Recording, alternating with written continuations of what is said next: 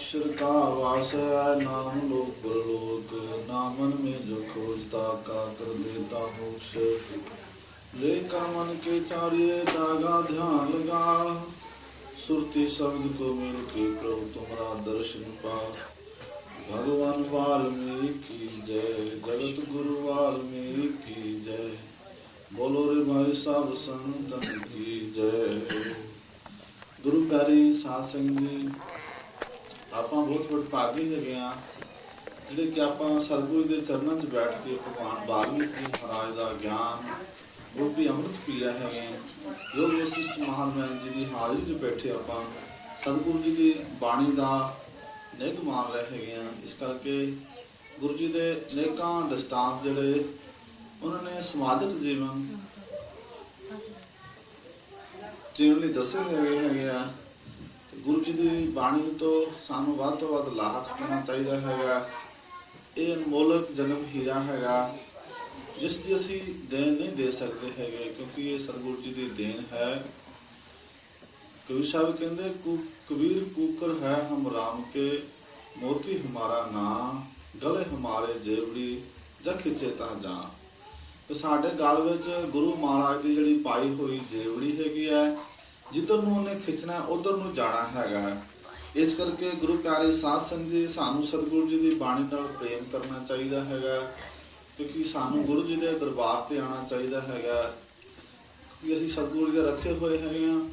ਸਤਿਗੁਰੂ ਸਾਨੂੰ ਭੋਜਨ ਤੇ ਸਾਡੀ ਰਾਖੀ ਕਰਦੇ ਹੈਗੇ ਆ, ਤੇ ਸਾਡਾ ਵੀ ਕੁਝ ਦਾਇਤਵ ਬਣਦਾ ਕਿ ਅਸੀਂ ਉਹਨਾਂ ਦਾ ਸਿਮਰਨ ਕਰੀਏ, ਨਾਮ ਜਪੀਏ ਹੈਗਾ, ਜਿਹਦੇ ਨਾਲ ਇਨਸਾਨ ਨੂੰ ਮਾਨਵ ਜੀਵਨ ਦੀ ਕਲਿਆਣ ਹੁੰਦੀ ਹੈਗੀ ਆ, ਮਨ ਨੂੰ ਸਕੂਨ ਦਾ ਸ਼ਾਂਤੀ ਮਿਲਦੀ ਹੈਗੀ ਆ। ਇਸ ਕਰਕੇ ਜਿੰਨਾ ਵੀ ਭਾਵ ਭਜਨ ਕਰ ਲਈਏ। ਤੁਲਸੀਦਾਸ ਲਿਖਦੇ ਹੈਗੇ, ਸਤਸੰਗ ਹਰੀ ਕਥਾ ਤੁਲਸੀ ਦੁਰਲਭ ਹੋਏ, ਸੁਧਾਰਾ ਔਰ ਲక్ష్ਮੀ ਪਾਪੀ ਕੇ ਵੀ ਹੋਏ। ਕਹਿੰਦੇ ਕਿ ਪੁੱਤਰ ਧੀਆਂ ਪੈਸਾ ਪਾਪੀਆਂ ਕੋਲੇ ਵੀ ਹੁੰਦਾ ਹੈਗਾ, ਪਰੰਤੂ ਪ੍ਰਮਾਤਮਾ ਦੀ ਕਥਾ ਹਰੀ ਦਾ ਸਤਸੰਗ ਕਿਸੇ ਵਡਭਾਗੇ ਪੁਰਸ਼ ਨੂੰ ਪ੍ਰਾਪਤ ਹੁੰਦਾ ਹੈਗਾ, ਜਿਹਦੇ ਬਹੁਤ ਵੱਡੇ ਕਰਮ ਕੀਤੇ ਹੁੰਦੇ ਹੈਗੇ, ਉਸ ਨੂੰ ਭਾਵ ਸਤਸੰਗ ਮਿਲਦਾ ਹੈਗਾ, ਭਾਗੇ ਨੂੰ ਨਹੀਂ ਮਿਲ ਸਕਦਾ ਹੈਗਾ। ਭਾਗਹੀਨ ਨਰ ਚੋਟਾਂ ਖਾਏ, ਵਡਭਾਗ ਨਰ ਸੰਗਤ ਪਾਏ। ਜਿਹੜਾ ਵੱਡਿਆਂ ਭਾਗਾਂ ਵਾਲਾ ਹੁੰਦਾ ਉਹ ਹਰੀ ਦੀ ਸੰਗਤ ਪਾਉਂਦਾ ਹੈਗਾ, ਗੁਰੂ ਘਰ ਵਿੱਚ ਆਉਂਦਾ ਹੈਗਾ। ਤੇ ਜਿਹੜਾ ਭਾਗਹੀਨ ਹੁੰਦਾ ਹੈਗਾ, ਮਾਰੇ ਕਹਿੰਦਾ, ਉਹ ਗੁਰੂ ਮਹਾਰਾਜ ਦੇ ਦਰਬਾਰ ਤੇ ਵੀ ਨਹੀਂ ਆ ਸਕਦਾ ਹੈਗਾ, ਕਿਉਂਕਿ ਮਾੜੇ ਭਾਗਾਂ ਵਾਲੇ ਨੂੰ ਦਰਸ਼ਨ ਨਹੀਂ ਹੋ ਸਕਦੇ ਹੈਗੇ। ਇਸ ਕਰਕੇ ਆਪਣੇ ਅਤਿ ਭਾਗ ਚੰਗੇ ਹੈਗੇ, ਜਿਹੜੇ ਕਿ ਆਪਾਂ ਨੂੰ ਗੁਰੂ ਜੀ ਆਪਣੇ ਚਰਨਾਂ 'ਚ ਬੁਲਾਉਂਦੇ ਹੈਗੇ। ਸਤਿਗੁਰੂ ਜੀ ਦੀ ਕਿਰਪਾ ਨਾਲ ਅਸੀਂ ਉਹਨਾਂ ਦੇ ਦਰਬਾਰ ਹਾਜ਼ਰ ਹੁੰਦੇ ਹੈਗੇ। ਇਸ ਕਰਕੇ ਆਪਣਾ ਜਿਹੜਾ ਜਨਮ ਹੈਗਾ ਉਹ ਪਰਮਾਤਮਾ ਗੁਰੂ ਮਹਾਰਾਜ ਵਾਲਮੀਕੀ ਮਹਾਰਾਜ ਦੇ ਚਰਨਾਂ ਨਾਲ ਹੀ ਸਫਲ ਹੋ ਸਕਦਾ ਹੈਗਾ।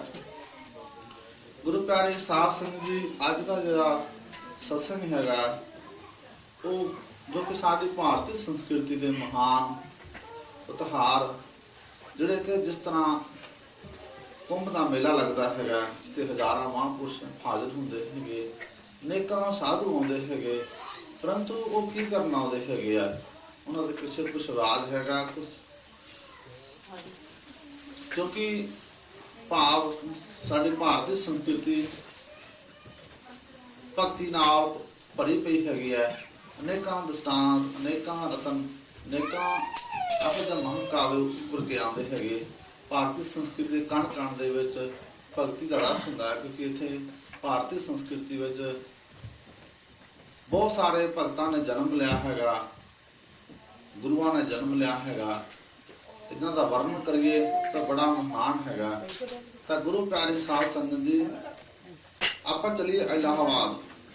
ਇਲਾਹਾਬਾਦ ਵਿੱਚ ਭਗਵਾਨ ਵਾਲਮੀਕੀ ਦਾ ਇੱਕ ਹਰਮੂਨ ਅਸਥਾਨ ਹੈਗਾ, ਜਿਹਦੀ ਆਸਥਾ ਚੈਨਲ ਤੇ ਵੀ ਕਈ ਵਾਰੀ ਜਿਹੜੀ ਡੈਫੀਨੇਸ਼ਨ ਦੱਸੀ ਜਾਂਦੀ ਹੈਗੀ ਹੈ ਕਿ ਜਿੱਥੇ ਭਗਵਾਨ ਵਾਲਮੀਕੀ ਜੀ ਮਹਾਰਾਜ ਬਹੁਤ ਸਮਾਂ ਰਹੇ ਹੈਗੇ, ਉੱਥੇ ਖੂਹ ਹੈਗਾ। ਖੂਹ ਦੇ ਵਿੱਚ ਇੱਕ ਜੋਤ ਹੈਗੀ ਹੈ, ਜਿਹੜੀ ਕਿ ਉਹਨਾਂ ਦੇ ਸਭ ਤੋਂ ਜੇਠਾ ਚੇਲਾ ਰਿਸ਼ੀ ਭਾਰਦਵਾਜ ਦੀ ਜਗਾਈ ਹੋਈ ਹੈਗੀ ਆ। ਜਦੋਂ ਅਸੀਂ ਇਲਾਹਾਬਾਦ ਜਾਂਦੇ ਹੈਗੇ ਆ ਤਾਂ ਸਟੇਸ਼ਨ ਤੋਂ ਉੱਤਰ ਦਿਸ਼ਾ ਵੱਲ ਜਾਂਦੇ ਹੈਗੇ ਆ, ਤੇ ਉਸ ਤੋਂ ਸਾਹਮਣੇ ਜਿਹੜਾ ਵਾਲਮੀਕੀ ਮਹਾਰਾਜ ਦਾ ਇੱਕ ਬਹੁਤ ਉੱਚਾ ਸਥਾਨ, ਜਿਹੜਾ ਕਿ ਕਈ ਖੇਤਾਂ ਵਿੱਚ ਮੌਜੂਦ ਹੈਗਾ, ਤੇ ਉਹਦੇ ਵਿੱਚ ਸਭ ਤੋਂ ਫਰੰਟ ਉੱਪਰ ਟਿੱਲੇ ਦੇ ਉੱਪਰ ਵਾਲਮੀਕੀ ਦੀ ਮੂਰਤੀ ਹੈਗੀ ਆ।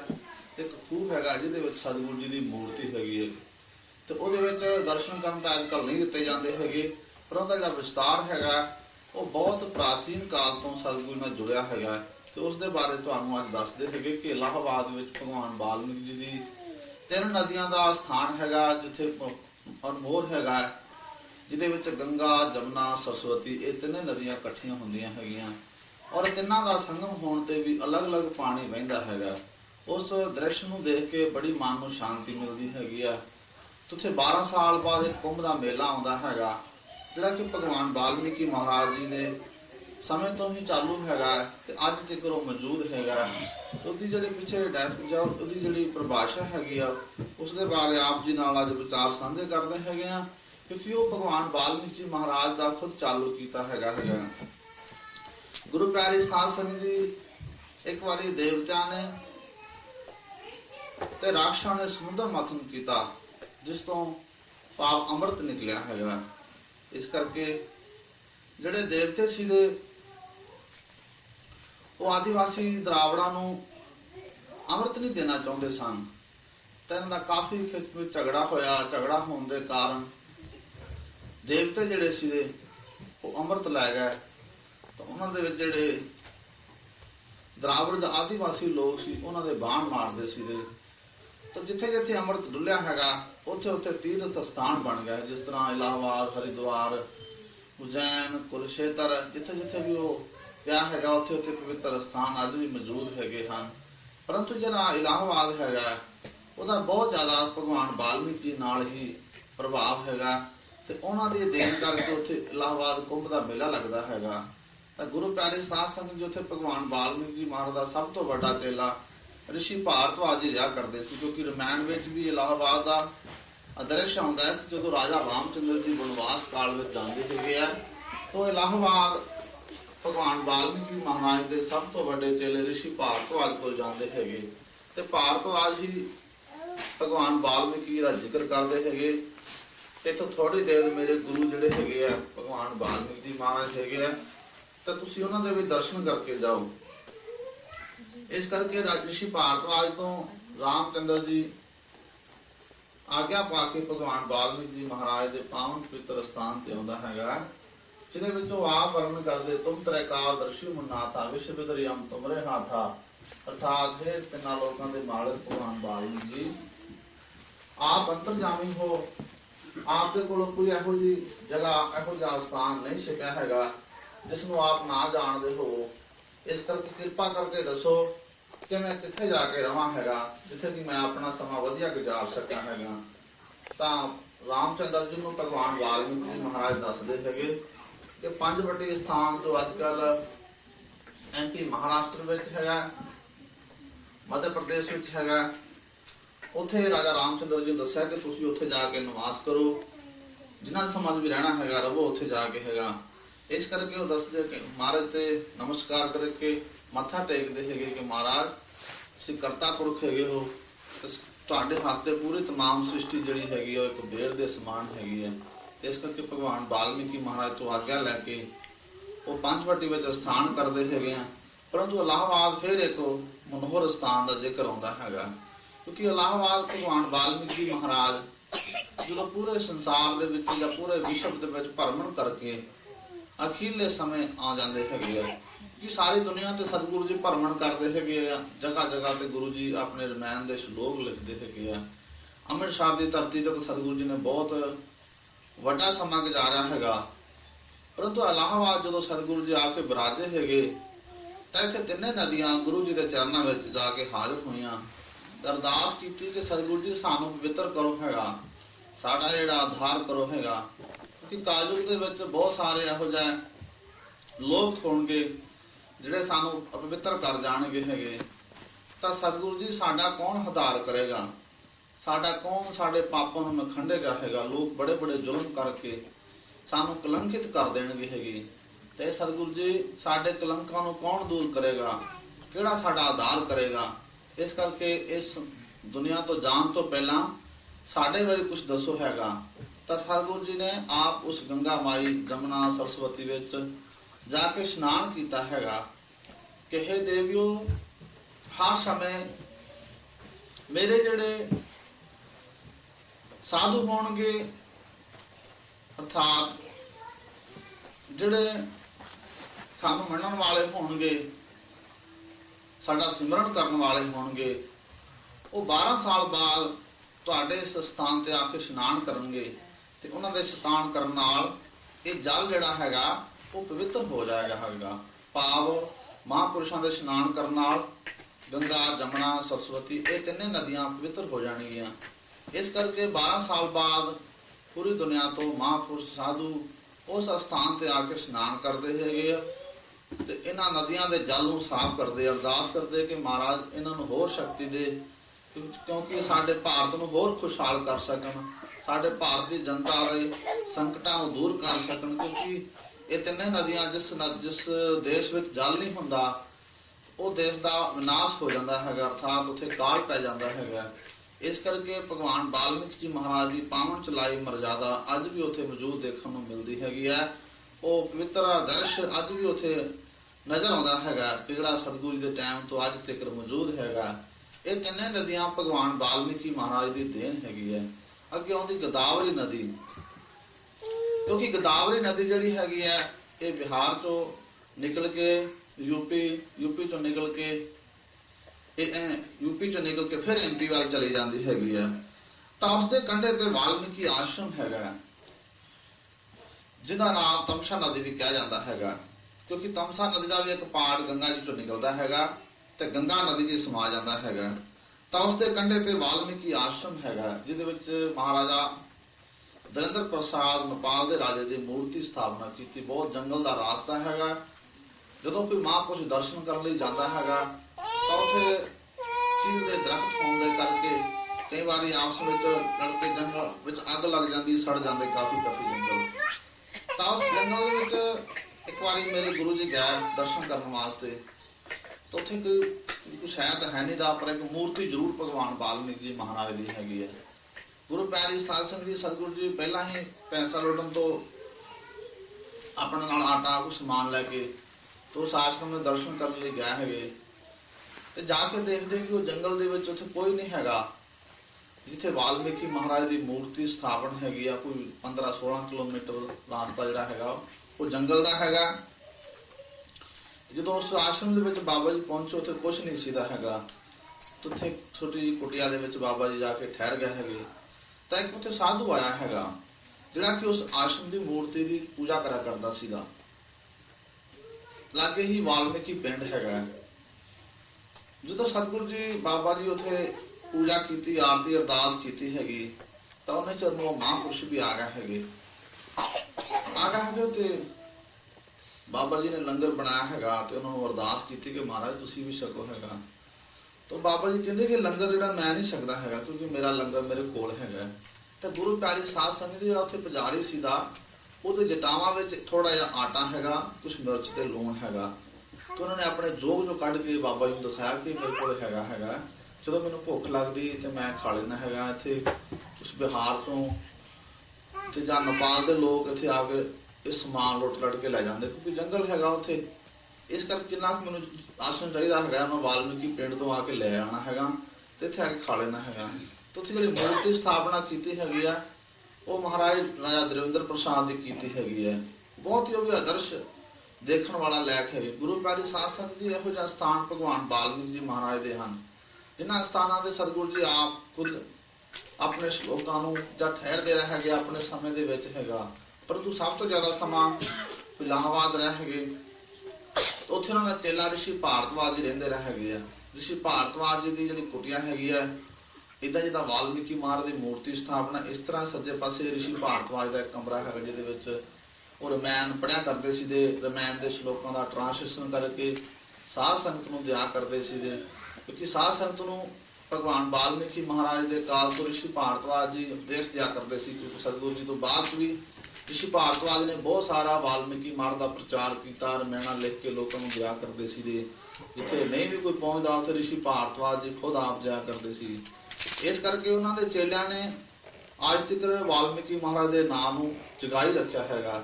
ਉਹਨਾਂ ਦੀ ਦੇਣ ਹੈਗੀ ਹੈ ਜਿਹੜੇ ਕਿ ਸਾਡੇ ਕੋਲ ਅੱਜ ਵੀ ਸਤਿਗੁਰੂ ਜੀ ਦੀ ਬਾਣੀ ਮੌਜੂਦ ਹੈਗੀ ਆ। ਭਗਵਾਨ ਵਾਲਮੀਕੀ ਦੇ ਪਵਿੱਤਰ ਗ੍ਰੰਥ ਜਿਹੜੇ ਹੈਗੇ ਆ ਜਿਹੜੇ ਸਾਨੂੰ ਪੜ੍ਹਨ ਨੂੰ ਮਿਲਦੇ ਹੈਗੇ ਆ, ਉਹਨਾਂ ਨੇ ਆਪਣੇ ਹੱਥੀਂ ਟ੍ਰਾਂਸਲੇਸ਼ਨ ਕਰਕੇ ਆਪਣੇ ਹੱਥਾਂ ਨਾਲ ਲਿਖ ਲਿਖ ਕੇ ਸਾਡੇ ਤੱਕ ਭੇਜੇ ਹੈਗੇ। ਬੋਲੋ ਵਾਲਮੀਕੀ ਭਗਵਾਨ ਕੀ ਜੈ, ਵਾਲਮੀਕੀ ਤੀਰਥ ਕੀ ਜੈ। ਉੱਥੇ ਮਹਾਰਾਜਾ ਜਨਕ, ਜਿੱਦਾਂ ਕਿ ਜਨਕਪੁਰੀ ਵਿੱਚ ਰਾਜਾ ਜਨਕ ਦਾ ਰਾਜ ਸੀਗਾ। ਤੁਸੀਂ ਜਾਣਦੇ ਹੋ ਗੁਰੂ ਪਿਆਰੀ ਸਾਧ ਸੰਗਤ ਜੀ ਕਿ ਮਹਾਰਾਜਾ ਜਨਕ ਬੜਾ ਪਰਮਾਤਮਾ ਤੇ ਧਰਮੀ ਰਾਜਾ ਸੀਗਾ, ਜਿਹਨੂੰ ਕਿ ਆਪਣੇ ਰਾਜ ਵਿੱਚ ਇੱਕ ਬਹੁਤ ਵੱਡੀ ਭਾਰੀ ਸੰਕਟ ਦਾ ਮੁਕਾਬਲਾ ਕਰਨਾ ਪਿਆ ਹੈਗਾ, ਜਿਹਦੇ ਵਿੱਚ ਉਹਨਾਂ ਨੇ ਆਪਣੇ ਆਪ ਨੂੰ ਇੱਕ ਗੁਰੂ ਖੋਜਣ ਦੀ ਗੱਲ ਕੀਤੀ ਹੈਗੀ, ਜਿਹਦੇ ਵਿੱਚ ਉਹਨਾਂ ਨੇ ਇੱਕ ਸਕਿੰਟ 'ਚ ਗਿਆਨ ਹਾਸਲ ਕਰਨ ਦੀ ਆਪਣੇ ਮਨ 'ਚ ਕਲਪਨਾ ਕੀਤੀ ਹੈਗੀ। ਜਦੋਂ ਰਾਜਾ ਜਨਕ ਨੇ ਬਹੁਤ ਸਾਰੇ ਸਾਧੂ, ਬਹੁਤ ਸਾਰੇ ਬ੍ਰਾਹਮਣ, ਯੋਗੀ ਲੋਕ ਬੁਲਾਏ ਹੈਗੇ ਕਿ ਮੈਨੂੰ ਘੋੜੇ ਤੋਂ ਚੜ੍ਹਨ ਤੋਂ ਪਹਿਲਾਂ ਗਿਆਨ ਹੋਣਾ ਚਾਹੀਦਾ ਹੈਗਾ, ਤਾਂ ਜਦੋਂ ਕਿਸੇ ਵੀ ਮਹਾਂਪੁਰਸ਼ ਨੇ, ਕਿਸੇ ਵੀ ਰਾਜੇ ਨੇ ਰਾਜੇ ਜਨਕ ਨੂੰ ਗਿਆਨ ਨਾ ਕਰਾਇਆ, ਤਾਂ ਗੁਰੂ ਪਿਆਰੀ ਸਾਧ ਸੰਗਤ ਜੀ ਉਹ ਸਾਰੇ ਜਿੰਨੇ ਸਨ ਰਾਜੇ ਜਨਕ ਨੇ ਆਪਣੀ ਜੇਲ੍ਹ 'ਚ ਬੰਦ ਕਰੀ ਗਏ ਹੈਗੇ। ਜਿੰਨੇ ਵੀ ਆਉਂਦੇ ਸਨ ਆਪਣੀ ਜੇਲ੍ਹ 'ਚ ਬੰਦ ਕਰ ਦਿੰਦੇ ਸੀਗੇ, ਕਿਉਂਕਿ ਉਹ ਕਹਿੰਦੇ ਸੀ ਕਿ ਤੁਸੀਂ ਸਾਰੇ ਲੋਕਾਂ ਨੂੰ ਗੁੰਮਰਾਹ ਕਰਦੇ ਹੈਗੇ ਹੋ। ਪਰੰਤੂ ਰਾਜਾ ਜਨਕ ਨੂੰ ਕੋਈ ਗਿਆਨ ਨਾ ਕਰਵਾ ਸਕਿਆ, ਤਾਂ ਗੁਰੂ ਪਿਆਰੀ ਸਾਧ ਸੰਗਤ ਜੀ ਭਗਵਾਨ ਵਾਲਮੀਕੀ ਮਹਾਰਾਜ ਦਾ ਸੇਵਕ ਅਸ਼ਟਾਵਕਰ, ਜਿਨ੍ਹਾਂ ਦੇ ਕਿ ਸਰੀਰ ਨੂੰ 7 ਵਾਲ ਪੈਂਦੇ ਸਨ, 7 ਵਾਰੀ ਘੁੰਮ ਕੇ ਉਹ ਚੱਲਿਆ ਕਰਦੇ ਸੀਗੇ। ਤੇ ਜਦੋਂ ਰਾਜੇ ਜਨਕ ਦੇ ਦਰਬਾਰ ਵਿੱਚ ਬ੍ਰਾਹਮਣ, ਪੰਡਿਤ, ਸ਼ਾਸਤਰੀ, ਵੇਦਾਚਾਰੀਆ ਸਾਰੇ ਬੈਠੇ ਸਨ, ਤਾਂ ਉੱਥੇ ਉਹ ਵੀ ਆ ਕੇ ਉਸ ਪੰਡਾਲ ਵਿੱਚ ਪੁੱਜੇ ਹੈਗੇ, ਤਾਂ ਉਹਨਾਂ ਦੇ ਸਰੀਰ ਨੂੰ 7 ਵਾਲ ਪੈਂਦੇ ਸੀ। ਜਦੋਂ ਉਹਨਾਂ ਨੇ ਸਰੀਰ ਘੁੰਮਿਆ ਦੇਖਿਆ ਤੇ ਸਾਰਿਆਂ ਨੇ ਮਖੌਲ ਕੀਤਾ ਅਸ਼ਟਾਵਕਰ ਨੂੰ, ਤਾਂ ਖੁਸ਼ ਤਾਂ ਹੋਏ, ਪਰ ਜਿਹੜੀ ਕੁਰਸੀ ਪਈ ਸੀ ਜਿਸ ਤੇ ਉਹਨਾਂ ਨੇ ਕਿਹਾ ਸੀ ਕਿ ਜਿਹੜਾ ਵੀ ਮੈਨੂੰ ਗਿਆਨ ਕਰਾਵੇਗਾ ਉਹਦੇ ਉੱਪਰ ਆ ਕੇ ਬੈਠੇਗਾ,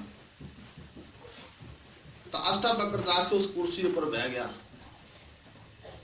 ਸਾਰੇ ਬੜੇ ਹੈਰਾਨ ਕਿ ਅਸ਼ਟਾਵਕਰ ਜਾ ਕੇ ਬੈਠ ਗਿਆ ਉੱਥੇ ਹੈਗਾ। ਰਾਜਾ ਜਨਕ ਕਹਿੰਦਾ ਕਿ ਤੁਹਾਡੇ ਸਰੀਰ ਨੂੰ 7 ਵਾਲ ਪੈਂਦੇ ਹੈਗੇ ਆ, ਤੇ ਬਹੁਤ ਬਹੁਤ ਵੇਦਾਚਾਰੀਆ, ਆਚਾਰੀਆ, ਬ੍ਰਾਹਮਣ, ਪੰਡਿਤ ਸਾਰੇ ਬੈਠੇ ਹੈਗੇ ਆ, ਇਹ ਸਾਰੇ ਤੁਹਾਡੇ ਵੱਲ ਦੇਖ ਕੇ ਹੱਸੇ ਹੈਗੇ ਆ। ਤਾਂ ਪਤਾ ਕੀ ਕਰਦੇ ਹੈਗੇ, ਅਸ਼ਟਾਵਕਰ ਕਹਿੰਦੇ ਸਾਰੇ ਚਮਾਰ ਹੈਗੇ, ਕਿਉਂਕਿ ਇਹ ਚੰਮ ਦੀ ਪਰਖ ਜਾਣਦੇ ਬੰਦੇ ਦੀ ਨਹੀਂ ਹੈਗੀ। ਇਸ ਕਰਕੇ ਜਿਹੜਾ ਇਨਸਾਨ ਦੀ ਪਰਖ ਨਹੀਂ ਕਰਦਾ ਉਹ ਇਨਸਾਨ ਨਹੀਂ ਹੋ ਸਕਦਾ। ਕਹਿੰਦੇ ਕਿ ਮੇਰੇ 'ਚ ਵਾਲ ਬਹੁਤ ਜ਼ਰੂਰ ਪੈਂਦੇ ਹੈਗੇ ਆ, ਪਰ ਮੇਰੇ ਗੁਣਾਂ ਨੂੰ ਨਹੀਂ ਜਾਣਦੇ ਹੈਗੇ। ਰਾਜਾ ਜਨਕ ਕਹਿੰਦਾ ਕਿ ਤੁਹਾਡਾ ਸਿਰ ਕੱਟ ਦਿੱਤਾ ਜਾਏਗਾ ਜਾਂ ਤਾਂ ਮੈਨੂੰ ਗਿਆਨ ਕਰਾਓ। ਤਾਂ ਅਸ਼ਟਾਵਕਰ ਜੀ ਕਹਿੰਦੇ ਹੈਗੇ ਗਿਆਨ ਤੋਂ ਪਹਿਲਾਂ ਤੁਹਾਨੂੰ ਵੀ ਸਾਡੀ ਕੁਝ ਗੱਲ ਮੰਨਣੀ ਪਏਗੀ, ਕੁਝ ਅਰਪਣ ਕਰਨਾ ਪਏਗਾ ਹੈਗਾ। ਰਾਜਾ ਜਨਕ ਕਹਿੰਦਾ ਵੀ ਦੱਸੋ ਕੀ ਅਰਪਣ ਕਰਨਾ ਹੈਗਾ। ਉਹ ਕਹਿੰਦਾ ਜਾਂ ਤਾਂ ਤੁਸੀਂ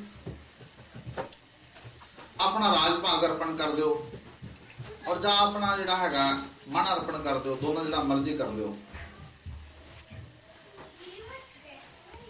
ਰਾਜਾ ਜਨਕ ਨੂੰ ਉਹਨਾਂ ਨੇ ਟਾਈਮ ਦਿੱਤਾ ਵੀ ਤੁਸੀਂ ਸਾਡੇ ਕੋਲ 2 ਦਿਨ ਲੈ ਲਓ, ਸਲਾਹ ਕਰ ਲਓ ਘਰ ਜਾ ਕੇ। ਆਪਣੀਆਂ ਰਾਣੀਆਂ ਨਾਲ ਜਾ ਕੇ ਮਹਾਰਾਜਾ ਜਨਕ ਨੇ ਸਲਾਹ ਕੀਤੀ ਹੈਗੀ। ਇਸ ਕਰਕੇ ਅਸ਼ਟਾਵਕਰ ਨੇ 2 ਚੀਜ਼ਾਂ ਮੰਗੀਆਂ ਹੈਗੀਆਂ, ਜਾਂ ਤਾਂ ਮੈਨੂੰ ਰਾਜ ਭਾਗ ਦੇ ਦਿਓ ਹੈਗਾ, ਜਾਂ ਆਪਣਾ ਮਨ ਦੇ ਦਿਓ। ਰਾਣੀਆਂ ਨੇ ਸਲਾਹ ਦਿੱਤੀ ਹੈਗੀ ਕਿ ਆਪਾਂ ਆਪਣਾ ਰਾਜ ਭਾਗ ਦੇ ਦਾਂਗੇ ਤਾਂ ਫਿਰ ਆਪਾਂ ਕਿੱਦਾਂ ਰਵਾਂਗੇ ਸਮਾਜ ਵਿੱਚ, ਕਿੱਦਾਂ ਚਲਾਵਾਂਗੇ ਆਪਣੇ ਆਪ ਨੂੰ। ਤੁਸੀਂ ਆਪਣਾ ਮਨ ਦੇ ਦਿਓ ਹੈਗਾ। ਮਨ ਹੀ ਦੇਣਾ, ਆਪਾਂ ਕੁਛ ਕਿਹੜਾ ਰਾਜ ਭਾਗ ਦੇਣਾ ਹੈਗਾ। ਰਾਜਾ ਜਨਕ ਨੇ ਆਪਣੇ ਘਰਦਿਆਂ ਨਾਲ ਸਲਾਹ ਕਰਕੇ ਕਿਹਾ ਜੀ ਤੁਸੀਂ ਸਾਡਾ ਮਨ ਲੈ ਲਓ ਹੈਗਾ। ਤਾਂ ਗੁਰੂ ਪਿਆਰੀ ਸਾਧ ਸੰਗਤ ਜੀ ਰਾਜੇ ਜਨਕ ਨੂੰ ਉਹਨਾਂ ਨੇ ਕਿਹਾ ਬੈਠੋ ਘੋੜੇ ਉੱਪਰ। ਉਹ ਬਹਿਣ ਲੱਗੇ, ਕਹਿੰਦਾ ਮੈਂ ਨਹੀਂ ਬਹਿਣਾ ਹੈਗਾ ਘੋੜੇ ਤੇ। ਕਹਿੰਦਾ ਤੁਸੀਂ ਕਹਿੰਦਾ ਕਿ ਮਨ ਮੇਰਾ ਤੁਹਾਡਾ ਨਹੀਂ ਹੈਗਾ, ਕਿਉਂਕਿ ਇਹ ਮਨ ਤੁਸੀਂ ਮੈਨੂੰ ਦਿੱਤਾ ਹੈਗਾ, ਇਸ ਕਰਕੇ ਮੇਰੀ ਮਰਜ਼ੀ ਨਾਲ ਚੱਲਣਾ, ਤੁਹਾਡੀ ਮਰਜ਼ੀ ਨਾਲ ਚੱਲਣਾ, ਕਿਉਂਕਿ ਮੇਰੀ ਮਰਜ਼ੀ ਮੈਂ ਨਹੀਂ ਬਹਿਣਾ ਉੱਤੇ ਘੋੜੇ ਦੇ। ਰਾਜੇ ਜਨਕ ਨੂੰ ਗਿਆਨ ਹੋ ਗਿਆ ਕਿ ਜਦੋਂ ਅਸੀਂ ਪਰਮਾਤਮਾ ਦੇ ਅਰਪਣ ਆਪਣਾ ਮਨ ਕਰਦੇ ਹੈਗੇ ਹਾਂ, ਆਪਣੇ ਮਨ ਨੂੰ ਈਸ਼ਵਰ ਦੇ ਅਰਪਣ ਕਰ ਦਿੰਦੇ ਹੈਗੇ ਕਿ ਤੁਹਾਡੀ ਮਰਜ਼ੀ ਨਾਲ ਚੱਲਣਾ ਇਹਨੇ, ਜਿੱਦਾਂ ਆਪਣਾ ਭਗਵਾਨ ਵਾਲਮੀਕ ਜੀ ਮਹਾਰਾਜ ਹੈਗਾ, ਤੇ ਫਿਰ ਆਪਣੀ ਮਰਜ਼ੀ ਨੂੰ ਆਪੇ ਚਲਾਏਂਗੇ ਹੈਗੇ। ਇਸ ਕਰਕੇ ਰਾਜੇ ਜਨਕ ਨੂੰ ਅਸ਼ਟਾਵਕਰ ਨੇ ਇੱਕ ਸਕਿੰਟ 'ਚ ਗਿਆਨ ਕਰਾਇਆ ਸੀਗਾ। ਇਸੇ ਤਰ੍ਹਾਂ ਹੈਗਾ ਕਿ ਸਾਡਾ ਜਿਹੜਾ ਮਨ ਹੈਗਾ ਇਹ ਹਮੇਸ਼ਾ ਡੋਲਦਾ ਰਹਿੰਦਾ ਹੈਗਾ, ਤੇ ਇਸ ਨੂੰ ਉਪਦੇਸ਼ ਦੀ ਲੋੜ ਹੁੰਦੀ ਹੈ, ਗਿਆਨ ਦੀ ਲੋੜ ਹੁੰਦੀ ਹੈਗੀ ਹੈ, ਸ਼ਕਤੀ ਦੀ ਲੋੜ ਹੁੰਦੀ ਹੈ, ਤੇ ਉਹ ਸਾਨੂੰ ਭਗਵਾਨ ਵਾਲਮੀਕੀ ਮਹਾਰਾਜ ਦੇ ਚਰਨਾਂ ਤੋਂ ਮਿਲਣੀ ਹੈਗੀ ਆ, ਵਰਨਾ ਸਾਨੂੰ ਸ਼ਕਤੀ ਨਹੀਂ ਮਿਲ ਸਕਦੀ ਹੈਗੀ। ਕਿਉਂਕਿ ਇਹ ਸ਼ਕਤੀ ਦੇ ਸਰੋਤ ਹੈਗੇ ਆ, ਤੇ ਸਾਨੂੰ ਸਭ ਤੋਂ ਜ਼ਿਆਦਾ ਇਹਨਾਂ ਦਾ ਸਿਮਰਨ ਕਰਨਾ ਚਾਹੀਦਾ ਹੈਗਾ, ਸਤਿਗੁਰੂ ਨਾਲ ਜੁੜ ਕੇ ਰਹਿਣਾ ਚਾਹੀਦਾ ਹੈਗਾ। ਜਿੰਨਾ ਅਸੀਂ ਗੁਰੂ ਜੀ ਦਾ ਸਿਮਰਨ ਕਰਾਂਗੇ ਉਨਾ ਹੀ ਸਾਨੂੰ ਸੁਖ ਸ਼ਾਂਤੀ ਮਿਲੇਗੀ, ਗੁਰੂ ਮਹਾਰਾਜ ਸਾਡੇ ਤੇ ਕਿਰਪਾ ਕਰਨਗੇ ਹੈਗੇ। ਇਸ ਕਰਕੇ ਗੁਰੂ ਪਿਆਰੀ ਸਾਧ ਦੇ ਇੱਕ ਵਾਰੀ ਸਪਤਾਰਿਸ਼ੀ ਜਿਹੜੇ ਸੀ ਉਹਨਾਂ ਨੇ ਬਹੁਤ ਵੱਡਾ ਜਗ ਕੀਤਾ ਹੈਗਾ, ਜਗ ਕੀਤਾ। ਜਗ ਕਰਨ ਦੇ ਨਾਲ ਉਹਨਾਂ ਨੇ 12 ਸਾਲ ਦਾ ਆਪਣਾ ਵਰਤ ਖੋਲਣਾ ਸੀਗਾ। ਉਹਨਾਂ ਨੇ ਪਿੰਡਾਂ ਵਿੱਚੋਂ ਸ਼ਹਿਰਾਂ ਵਿੱਚੋਂ ਖੀਰ ਇਕੱਠੀ ਦੁੱਧ ਕੀਤਾ ਹੈਗਾ, ਅਸੀਂ ਖੀਰ ਬਣਾ ਕੇ ਤੇ ਲੋਕਾਂ ਨੂੰ ਵੰਡਾਂਗੇ ਹੈਗਾ, ਤੇ ਆਪਣਾ ਜਿਹੜਾ ਹੈਗਾ ਜਗ ਨੂੰ ਸੰਪੂਰਨ ਕਰਾਂਗੇ। ਤਾਂ ਜਿਹੜੇ ਉਸ ਟਾਈਮ ਸਾਧੂ ਹੁੰਦੇ ਸੀ ਬਹੁਤ ਭੋਲੇ ਹੁੰਦੇ ਸੀ ਦੇ ਗੁਰੂ ਪਿਆਰੇ ਸਾਧ ਸੰਗਤ ਜੀ, ਉਹਨਾਂ ਨੇ ਜੰਗਲ ਦੇ ਵਿੱਚ ਇੱਕ ਬਹੁਤ ਵੱਡਾ ਜਿੱਦਾਂ ਬੋਹੜ ਦਾ ਦਰਖਤ ਉਸ ਥੱਲੇ ਪੱਠੀ ਬਣਾਈ, ਉੱਤੇ ਖੀਰ ਚੜਾਈ ਹੈਗੀ, ਤੇ ਜੋ ਕੋਈ ਲੈ ਗਿਆ ਪਿੰਡਾਂ ਸ਼ਹਿਰਾਂ ਦੇ ਵਿੱਚੋਂ ਉਹ ਵਿੱਚ ਉਹਦੇ ਚ ਪਾਈ ਜਾਣ ਹੈਗਾ। ਤੇ ਖੀਰ ਬਹੁਤ ਮਨੋਹਰ ਬਣ ਗਈ ਹੈਗੀ, ਤਾਂ ਉੱਪਰ ਪਈ ਰਹੀ ਹੈਗੀ। ਸਾਰੇ ਮਹਾਤਮਾ ਜਿਹੜੇ ਸੀ ਉਹ ਅਲੱਗ-ਅਲੱਗ ਜਾ ਕੇ ਬੈਠ ਗਏ ਹੈਗੇ, ਤਾਂ ਉਹਦਾ ਢੱਕਣ ਜਿਹੜਾ ਸੀ ਉਹ ਇੱਕ ਸਾਈਡ ਤੇ ਹੋ ਗਿਆ। ਉਹਦੀ ਜਿਹੜੀ ਉਹਦੇ ਚੋਂ ਵਾਸ਼ਨਾ ਨਿਕਲਦੀ ਸੀ ਉਹ ਜਗ੍ਹਾ ਜਗ੍ਹਾ ਜਾ ਰਹੀ ਸੀ, ਫੈਲਦੀ ਸੀ। ਤਾਂ ਗੁਰੂ ਪਿਆਰੀ ਸਾਧ ਸੰਗਤ ਜੀ ਉਸ ਬੋਹੜ ਦੇ ਉੱਪਰ ਇੱਕ ਸੱਪ ਰਿਹਾ ਕਰਦਾ ਸੀਗਾ, ਉਹਦੀ ਵਾਸ਼ਨਾ ਨਾਲ ਸੱਪ ਜਿੱਦਾਂ ਵਾਸ਼ਨਾ ਆ ਗਈ ਉੱਪਰ, ਉਦੋਂ ਸੱਪ ਆਉਂਦਾ ਰਿਹਾ ਹੈਗਾ। ਉਹਦੇ ਨਾਲ ਉਹਦੇ ਵਿੱਚ ਸੱਪ ਪੈ ਗਿਆ, ਉਸ ਖੀਰ ਦੇ ਵਿੱਚ ਸੱਪ ਪੈ ਗਿਆ, ਤੇ ਉਸ ਨੂੰ ਇੱਕ ਡੱਡੀ ਜਿਹੜੀ ਛੋਟੀ ਜਿਹੀ ਡੱਡੀ ਹੁੰਦੀ ਉਹ ਦੇਖ ਰਹੀ ਸੀ ਤੇ ਸੱਪ ਇਸ ਖੀਰ 'ਚ ਪੈ ਗਿਆ ਹੈਗਾ, ਤੇ ਨਾਲ ਖੀਰ ਤੇ ਰਿੱਝ ਗਿਆ ਹੈਗਾ। ਉਸਨੇ ਸੋਚਿਆ ਕਿ ਮੇਰੀ ਇੱਕ ਜਾਨ ਨਾਲ ਜੇਕਰ ਸਾਰੇ ਲੋਕਾਂ ਦੀ ਜਾਨ ਬਚ ਜਾਵੇ, ਇਹ ਪਿੰਡ ਬਚ ਜਾਵੇ, ਸ਼ਹਿਰ ਬਚ ਜਾਵੇ ਹੈਗਾ, ਤੇ ਮੈਂ ਆਪਣੀ ਇੱਕ ਜਾਨ ਗਵਾ ਦਿਆਂ ਤੇ ਕੀ ਹੋ ਜਾਊਗਾ। ਜਦੋਂ ਮਹਾਤਮਾ ਖੀਰ ਦੇਖਣ ਲਈ ਆਏ ਹੈਗੇ, ਤਾਂ ਗੁਰੂ ਪਿਆਰੀ ਸਾਧ ਸੰਗਤ ਜੀ ਉਸ ਡੱਡੀ ਨੇ ਛਾਲ ਮਾਰੀ ਤੇ ਖੀਰ ਦੇ ਵਿੱਚ ਜਾ ਕੇ ਵੜ ਗਏ। ਉਹ ਸਾਰੇ ਕਹਿੰਦੇ ਵੀ ਬਹੁਤ ਵੱਡਾ ਅਨਰਥ ਹੋਇਆ, ਪਾਪ ਹੋ ਗਿਆ ਹੈਗਾ, ਇਹਦੇ ਚ ਤਾਂ ਇੱਕ ਜੀਵ ਮਰ ਗਿਆ ਹੈਗਾ, ਇਸ ਕਰਕੇ ਸਾਡਾ ਜਿਹੜਾ ਜਗ ਹੈਗਾ ਉਹ ਪੂਰਨ ਨਹੀਂ ਹੋਇਆ। ਇਸ ਕਰਕੇ ਇਸ ਖੀਰ ਨੂੰ ਡੋਲ ਦਿੱਤਾ ਜਾਵੇ ਤੇ ਨਵੀਂ ਖੀਰ ਬਣਾਈ ਜਾਵੇ। ਇਸ ਕਰਕੇ ਉਹਨਾਂ ਸਾਰੇ ਮਹਾਂਪੁਰਸ਼ਾਂ ਨੇ ਰਲ ਕੇ ਜਦੋਂ ਖੀਰ ਡੋਲਣ ਦੀ ਕੋਸ਼ਿਸ਼ ਕੀਤੀ ਹੈਗੀ, ਤਾਂ ਉਹਦੇ ਵਿੱਚੋਂ ਬਹੁਤ ਵੱਡਾ ਇੱਕ ਸੱਪ ਨਿਕਲਿਆ। ਬੋਲੋ ਵਾਲਮੀਕੀ ਭਗਵਾਨ ਕੀ ਜੈ। ਜਦੋਂ ਸੱਪ ਨਿਕਲਿਆ ਹੈਗਾ, ਉਹ ਬੜੇ ਹੈਰਾਨ ਹੋਏ ਕਿ ਇਹਦੇ ਚੋਂ ਇੱਕ ਸੱਪ ਨਿਕਲਿਆ ਹੈਗਾ, ਵਰਨਾ ਕਿ ਸਾਡੇ ਸਾਰਿਆਂ ਦੀ ਜਾਨ ਬਚ ਗਈ ਹੈਗੀ ਹੈ। ਸਿਰਫ ਇੱਕ ਡੱਡੀ ਨੇ ਸਾਰੇ ਪਿੰਡ ਦੀ, ਸਾਰੇ ਸ਼ਹਿਰ ਦੀ ਜਾਨ ਬਚਾਤੀ ਹੈਗੀ। ਜੇਕਰ ਉਹ ਨਾ ਮਰਦੀ ਹੈਗੀ ਤੇ ਉਹ ਸਾਰੇ ਮਰ ਜਾਣੇ ਸੀ। ਇਸ ਕਰਕੇ ਸਾਰਿਆਂ ਨੇ ਕਿਹਾ ਕਿ ਸਾਨੂੰ ਅਰਦਾਸ ਕਰਨੀ ਚਾਹੀਦੀ ਆਪਣੇ ਪਰਮਾਤਮਾ ਮੋਰੇ ਕਿ ਮਹਾਰਾਜ ਜਾਂ ਤਾਂ ਇਹਨੂੰ ਗਤੀ ਦੇ ਜਾਂ ਜੀਵਨ ਦੇ, ਇਹਨੂੰ ਜੀਵਨ ਦੇ, ਸੁੰਦਰ ਜੀਵਨ ਦੇ, ਤਾਂ ਕਿ ਇਹ ਜਿਹੜੀ ਡੱਡੀ ਹੈਗੀ ਹੈ ਕੋਈ ਮਹਾਨ ਬਣ ਸਕੇ। ਤਾਂ ਗੁਰੂ ਪਿਆਰੇ ਸਾਧ ਸੰਗਤ ਜੀ ਕਿ ਇਹਨੇ ਸਾਨੂੰ ਸਾਰਿਆਂ ਨੂੰ ਜੀਵਨ ਦਿੱਤਾ ਹੈਗਾ, ਇਸ ਕਰਕੇ ਅਸੀਂ ਸਾਰੇ ਅਰਦਾਸ ਕਰਦੇ ਹੈਗੇ ਕਿ ਤੁਸੀਂ ਇਹਨੂੰ ਜੀਵਨ ਦਿਓ। ਤਾਂ ਗੁਰੂ ਪਿਆਰੇ ਸਾਧ ਸੰਗਤ ਜੀ ਸਾਰੇ ਜਨੇ ਵੀ ਉੱਥੇ ਮਹਾਤਮਾ ਤੇ ਸਾਧ ਸੰਗਤ ਆਈ ਸੀ, ਸਾਰਿਆਂ ਨੇ ਰਲ ਕੇ ਮਹਾਰਾਜ ਦੇ ਚਰਨਾਂ 'ਚ ਅਰਦਾਸ ਕੀਤੀ ਹੈਗੀ ਕਿ ਸਤਿਗੁਰੂ ਜੀ ਇਹਨੂੰ ਸੁੰਦਰ ਜੀਵਨ ਦੇ। ਤਾਂ ਗੁਰੂ ਪਿਆਰੀ ਸਾਧ ਸੰਗਤ ਜੀ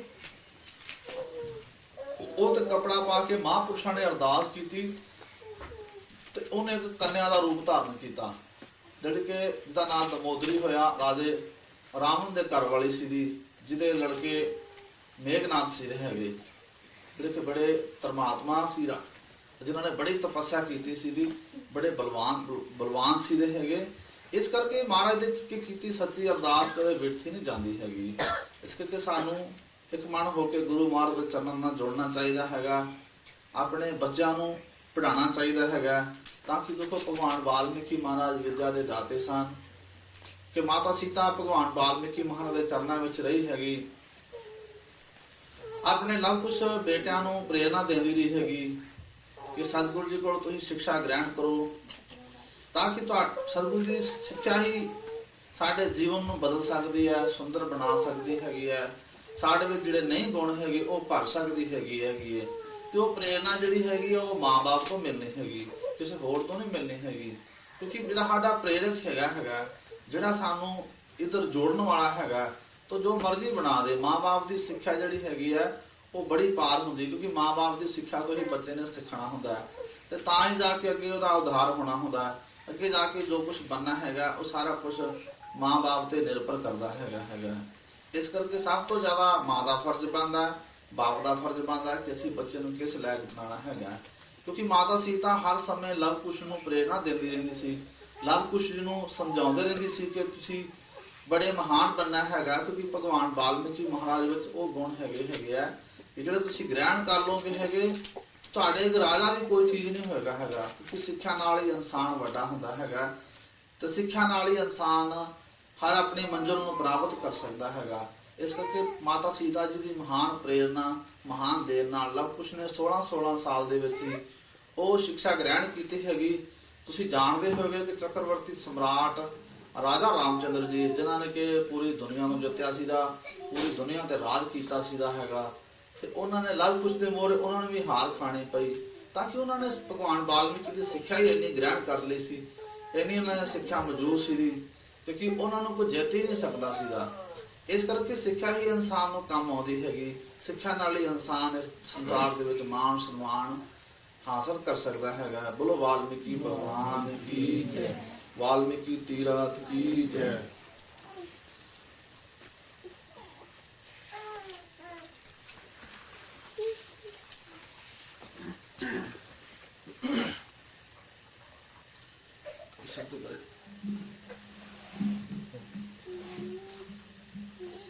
ਆਪਣਾ ਸਿਮਰਨ ਨਹੀਂ ਆਇਆ ਸਿਮਰਨ ਅੱਜ ਨਹੀਂ ਭਗਵਾਨ ਕੀ ਜੈ। ਰਾਮਾਇਣ ਤੇਰੇ ਮਹਾਸਾਗਰ ਚੋਂ ਇੱਕ ਨਾਮ ਸੀ ਗੰਗਾ ਬਹਿਤੀ ਹੈ। ਰਾਮਾਇਣ ਤੇਰੇ ਮਹਾਸਾਗਰ ਚੋਂ ਇੱਕ ਰਾਮ ਸੀ ਗੰਗਾ ਬਹਿਤੀ ਹੈ। ਰਾਮਾਇਣ ਤੇਰੇ ਮਹਾਸਾਗਰ ਚੋਂ ਇੱਕ ਰਾਮ ਸੀ ਗੰਗਾ ਬਹਿਤੀ ਹੈ। ਰਾਮਾਇਣ ਤੇਰੇ ਰਾਮਾਇਣ ਤੇਰੇ ਮਹਾਸਾਗਰ ਚੋਂ ਇੱਕ ਰਾਮ ਸੀ ਗੰਗਾ ਬਹਿਤੀ ਹੈ। ਇੱਕ ਰਾਮ ਸੀ ਗੰਗਾ ਬਹਿਤੀ ਹੈ। ਤੇਰੇ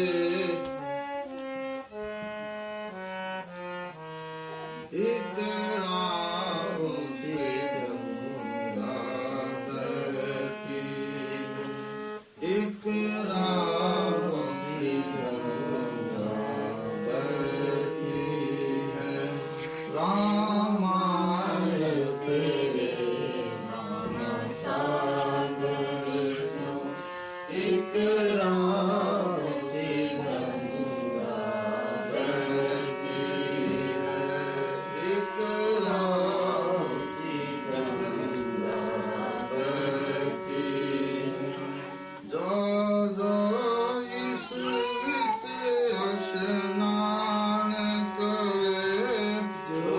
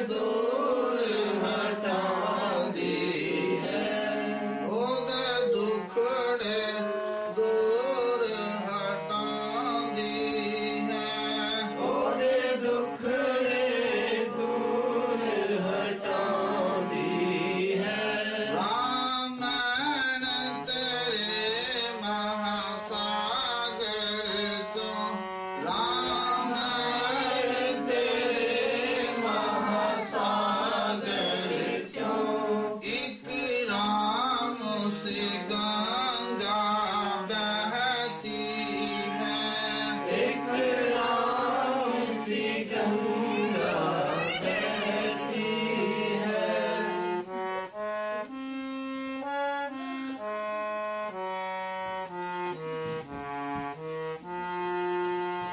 रामायण तेरे महासागर चो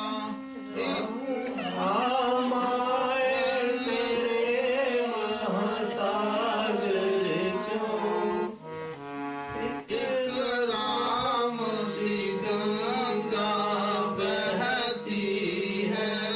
एक राम सी गंगा बहती है। जड़ सुबाय अमृत वेले दर्शन नोयते जड़ सुभारत दर्शन नोते। जड़ सुबाय अमृत वेले तेरे दर्शन नोते तेरे दर्शन तेरे दर्शन नोते तेरे दर्शन नोते। ਉਹਦੇ ਕਾਸ਼ਟ ਹੈ ਸਾਰੇ ਮਟਾਉਂਦੀ ਹੈ।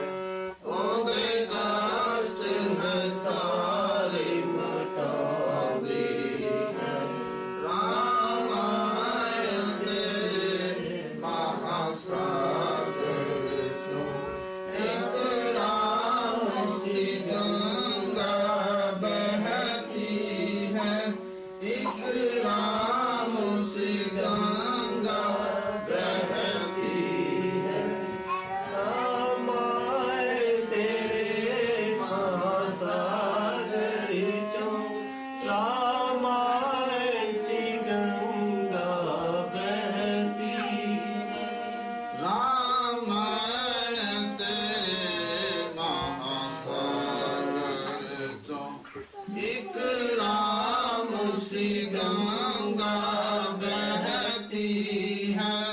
ਇੱਕ ਰਾਮ ਸੀ ਗੰਗਾ ਬਹਿਤੀ ਹੈ। ਤੇਰੇ ਨੂਰੀ ਅੰਮ੍ਰਿਤ ਕੁੰਡ ਵਿੱਚੋਂ तेरे नूरी अमृत कुंड बीचों ਤੇਰੇ ਨੂਰੀ ਅੰਮ੍ਰਿਤ ਕੁੰਡ ਵਿੱਚੋਂ तेरे नूरी अमृत कुंड बीचों ਪਾਪੀ ਨੂੰ ਪਾਰ ਲਗਾਉਂਦੀ ਹੈ। पापी नू पार लगांदी है। ਪਾਪੀ ਨੂੰ ਪਾਰ ਲਗਾਉਂਦੀ ਹੈ। पापी नू पार लगांदी है। ਰਾਜ ਤੇ ਰਾਣੀਆਂ ਨੂੰ ਜੀਵਨ ਨੂੰ ਸੁੰਦਰ ਬਣਾਉਂਦੀ ਹੈ। ਜੀਵਨ ਨੂੰ ਸੁੰਦਰ बनांदी है। ਰਾਮਾਇਣ ਤੇਰੇ ਮਹਾਸਾਗਰ ਚੋਂ ਇੱਕ ਰਾਮ ਸੀ ਗੰਗਾ ਬਹਿਤੀ ਹੈ। रामायण तेरे महासागर चों एक राम सी गंगा बहती है। ਇੱਕ ਰਾਮ ਸੀ ਗੰਗਾ ਬਹਿਤੀ ਹੈ। ਇੱਕ ਰਾਮ ਸੀ ਗੰਗਾ ਬਹਿਤੀ ਹੈ। एक राम सी गंगा बहती है। ਇੱਕ ਰਾਮ ਸੀ ਗੰਗਾ ਬਹਿਤੀ ਹੈ। ਇੱਕ ਰਾਮ ਸੀ ਗੰਗਾ ਬਹਿਤੀ ਹੈ। ਜਿਹੜੀ ਅੰਮ੍ਰਿਤ ਬਾਣੀ ਹੈਗੀ ਆ ਉਹਦੇ ਵਿੱਚ ਇੱਕ ਗੰਗਾ ਚੱਲਦੀ ਹੈਗੀ ਹੈ। ਜਿਹੜੇ ਵੀ ਉਹਦੇ ਚ ਨਹਾਉਂਦੇ ਹੈਗੇ ਆ, ਇਸ਼ਨਾਨ ਕਰਦੇ ਹੈਗੇ ਆ, ਉਹਨਾਂ ਦੇ ਜਨਮ ਜਮਾਂਤਰਾਂ ਦੇ ਸੰਕਟ ਦੁੱਖ ਦੂਰ ਕਰ ਦਿੰਦੀ ਹੈਗੀ ਹੈ। ਕਿਉਂਕਿ ਇਹਦੇ ਵਿੱਚ ਬੜੇ ਬੜੇ ਰਾਜੇ ਮਹਾਰਾਜੇ ਰਾਣੀਆਂ ਇਸ਼ਨਾਨ ਕਰਕੇ ਆਪਣੇ ਜੀਵਨ ਨੂੰ ਸੁੰਦਰ ਬਣਾ ਗਏ ਹੈਗੇ। ਇਸ ਕਰਕੇ ਸਾਨੂੰ ਵੀ ਇਹਦੇ ਵਿੱਚ ਇਸ਼ਨਾਨ ਕਰਨਾ ਚਾਹੀਦਾ ਹੈਗਾ। ਇਹਦੇ ਵਿੱਚ ਇਹਦੀ ਪਾਠ ਨੂੰ ਇਹਦੀ ਬਾਣੀ ਨੂੰ ਸੁਣਨਾ ਚਾਹੀਦਾ ਹੈਗਾ। ਜਿੰਨਾ ਅਸੀਂ ਸੁਣਾਂਗੇ ਉਹਨਾਂ ਸਾਡਾ ਜੀਵਨ ਜਿਹੜਾ ਹੈਗਾ ਸੁੰਦਰ ਬਣਦਾ ਜਾਏਗਾ। ਜਿਹਦਾ ਜਦੋਂ ਅਸੀਂ ਇਹਦੇ 'ਚ ਇਸ਼ਨਾਨ ਕਰਾਂਗੇ ਡੁਬਕੀਆਂ ਲਾਵਾਂਗੇ ਹੈਗੇ ਉਦਾਂ ਦਾ ਸਾਨੂੰ ਲਾਲ ਰਤਨ ਜੋਹਾਰ ਕੁਛ ਨਾ ਕੁਛ ਜ਼ਰੂਰ ਮਿਲਣਾ ਹੈਗਾ। ਜਿੰਨਾ ਵੀ ਭਾਵ ਇਹਦੇ ਵਿੱਚ ਸਤਸੰਗ ਕਰਾਂਗੇ ਜੋ ਕੋਈ ਆਪਣੀ ਆਸ਼ਾ ਮੁਰਾਦਾ ਲੈ ਕੇ ਆਂਦਾ ਉਸ ਨੂੰ ਉਸੇ ਤਰ੍ਹਾਂ ਦਾ ਫਲ ਮਿਹਣ ਦਿੰਦੀ ਹੈਗੀ। ਜੋ ਬੋਲੇ ਸੋ ਨਿਰਭੈ ਭਗਵਾਨ ਵਾਲਮੀਕ ਮਹਾਰਾਜ ਕੀ ਜੈ।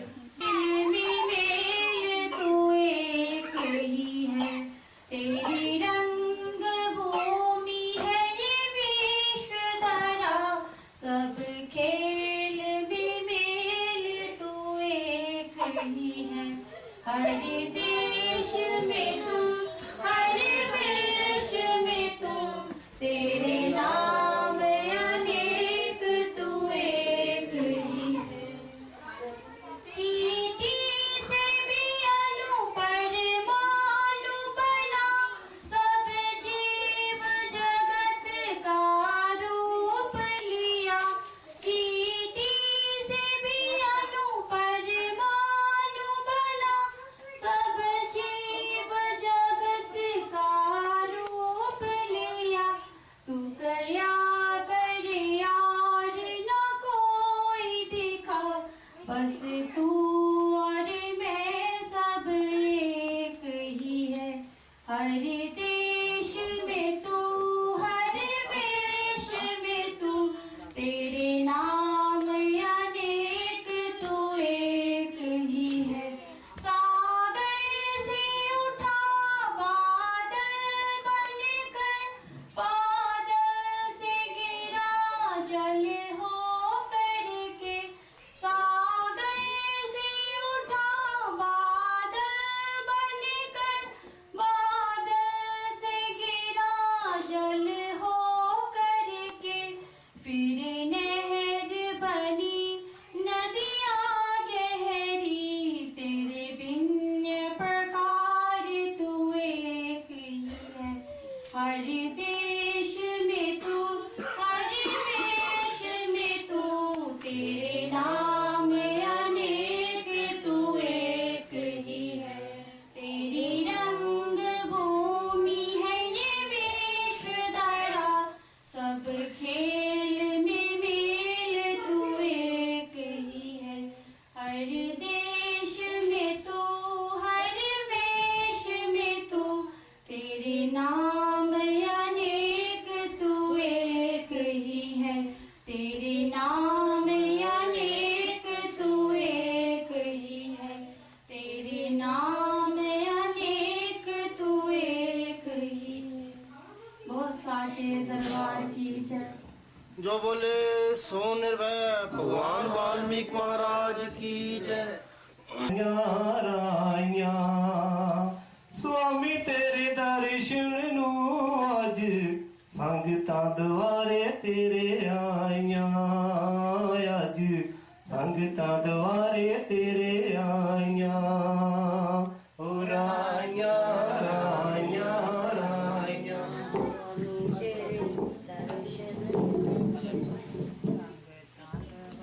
ਓ ਰਾਈਆਂ ਰਾਈਆਂ ਰਾਈਆਂ ਸੁਆਮੀ ਤੇਰੇ ਦਰਸ਼ਨ ਨੂੰ ਅੱਜ ਸੰਗਤਾਂ ਦੁਆਰੇ ਤੇਰੇ ਆਈਆਂ।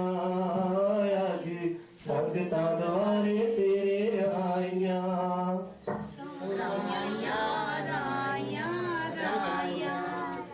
स्वामी जी तेरे दर्शन नूं अज ਸੰਗਤਾਂ ਦੁਆਰੇ ਤੇਰੇ ਆਈਆਂ। ਅੱਜ ਸੰਗਤਾਂ ਦੁਆਰੇ ਤੇਰੇ ਆਈਆਂ। ਓ ਸ਼ਿਕਲੇ ਸ਼ਿਕਲੇ ਸ਼ਿਕਲੇ ਓ ਸ਼ਿਕਲੇ ਸ਼ਿਕਲੇ ਸ਼ਿਕਲੇ ਓ ਸ਼ਿਕਲੇ ਸ਼ਿਕਲੇ ਸ਼ਿਕਲੇ ਕਰਮਾਂ ਦਾ ਬਲੀ ਹੋਵਾਂਗਾ। ਹੋ ਕਰਮਾਂ ਦਾ ਬਲੀ ਹੋਵਾਂਗਾ ਜੇ ਜਾਨ ਤੇਰੇ ਕਦਮਾਂ 'ਚ ਮੇਰੀ ਨਿਕਲੇ। ਜੇ ਜਾਨ ਤੇਰੇ ਕਦਮਾਂ 'ਚ ਮੇਰੀ ਨਿਕਲੇ ਸ਼ਿਕਲੇ ਸ਼ਿਕਲੇ ਸ਼ਿਕਲੇ ਉਹ ਸ਼ਿਕਲੇ ਸ਼ਿਕਲੇ ਸ਼ਿਕਲੇ ਕਰਮਾਂ ਦਾ ਬਲੀ ਹੋਗਾ ਜੇ ਜਾਨ ਤੇਰੇ ਕਦਮਾਂ 'ਚ ਮੇਰੀ ਨਿਕਲੇ ਸ਼ਿਕਲੇ ਸ਼ਿਕਲੇ ਸ਼ਿਕਲੇ ਹੋ ਤਾਵੇ ਤਾਵੇ ਤਾਵੇ ਹੋ ਤਾਵੇ ਤਾਵੇ ਤਾਵੇ ਹੋ ਮੁਕਤੀ ਨੂੰ ਪਾ ਜਾਂਦੇ ਨੇ ਸੁਆਮੀ ਜੈ ਜੈ ਤੇਰੀ ਜੋ ਬੁਲਾਵੇ ਸੁਆਮੀ ਜੈ ਜੈ ਤੇਰੀ ਜੋ ਬੁਲਾਵੇ ਤਾਵੇ ਤਾਵੇ ਤਾਵੇ ਹੋ ਤਾਵੇ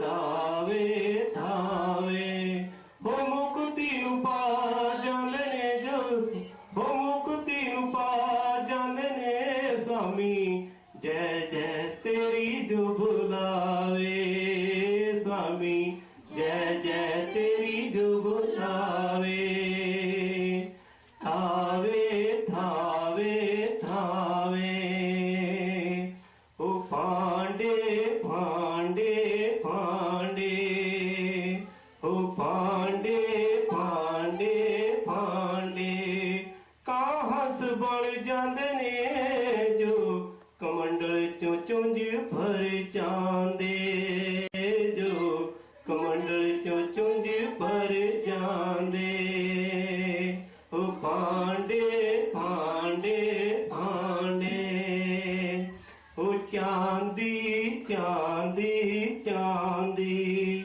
ਉਹ ਪਾਪੀਆਂ ਦੇ ਪਾਪ ਤੁਲਦੇ ਉਹ ਪਾਪੀਆਂ ਦੇ ਪਾਪ ਤੁਲਦੇ ਜਦੋਂ ਨਜ਼ਰ ਸਵਲੀ ਪੈ ਜਾਂਦੀ ਜਦੋਂ ਨਜ਼ਰ ਸਵਲੀ ਪੈ ਜਾਂਦੀ ਉਹ ਚਾਂਦੀ ਚਾਂਦੀ ਚਾਂਦੀ ਉਹ ਛੱਲੀਆਂ ਛੱਲੀਆਂ ਛੱਲੀਆਂ ਉਹ ਛੱਲੀਆਂ ਛੱਲੀਆਂ ਛੱਲੀਆਂ ਉਹ ਸੁਆਮੀ ਸਾਨੂੰ ਦੇ ਮੁਕਤੀ ਡਾਡੇ ਦੁੱਖਾਂ ਨੇ ਬਰੂਹਾਂ ਅੱਜ ਮੱਲੀਆਂ ਡਾਡੇ ਦੁੱਖਾਂ ਨੇ ਬਰੂਹਾਂ ਅੱਜ ਮੱਲੀਆਂ ਉਹ ਛੱਲੀਆਂ ਛੱਲੀਆਂ ਛੱਲੀਆਂ ਉਹ ਸੁਆਮੀ ਸਾਨੂੰ ਦੇ ਮੁਕਤੀ ਡਾਡੇ ਦੁੱਖਾਂ ਨੇ ਬਰੂਹਾਂ ਅੱਜ ਮੱਲੀਆਂ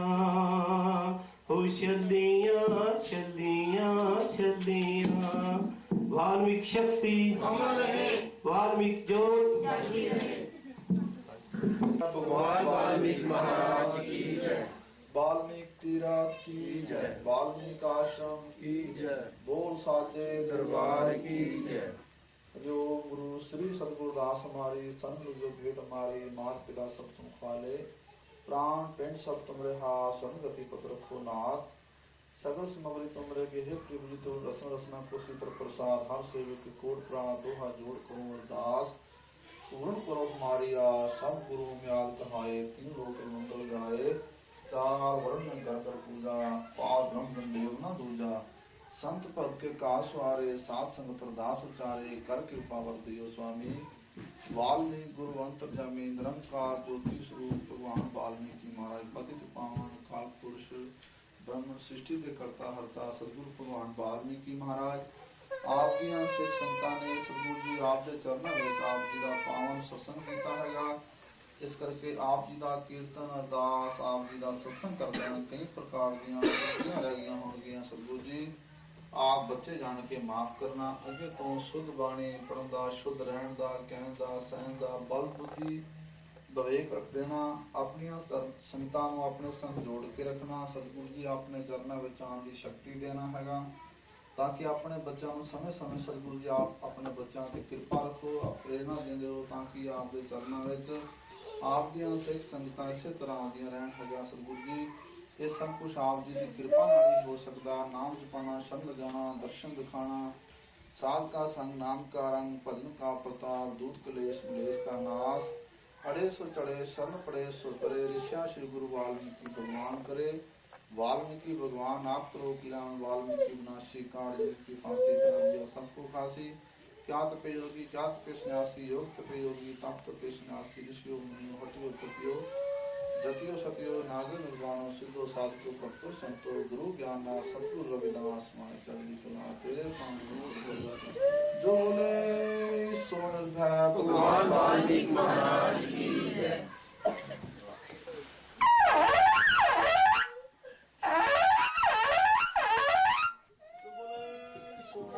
भगवान वाल्मीकि महाराज की जय। वाल्मीकि तीराथ की जय वाल्मीकि आश्रम की दो साने दरबार की He was quite bad. ਆਪ ਦੇ ਚਰਨਾਂ 'ਚ ਬੇਨਤੀ ਹੈ ਕਿ ਹਫਤੇ ਦੇ ਸਾਰੇ ਦਿਨ ਸਤਸੰਗ ਚੱਲਦਾ ਹੈ। ਸੋਮਵਾਰ ਤੋਂ ਸ਼ੁੱਕਰਵਾਰ ਤੱਕ ਇਸ ਦਾ ਸਮਾਂ ਸ਼ਾਮ ਨੂੰ 7 ਵਜੇ ਤੋਂ 8 ਵਜੇ ਹੈ ਔਰ ਵੀਕਐਂਡ ਤੇ 7 ਵਜੇ ਤੋਂ ਲੈ ਕੇ 9 ਵਜੇ ਤੱਕ ਹੈ।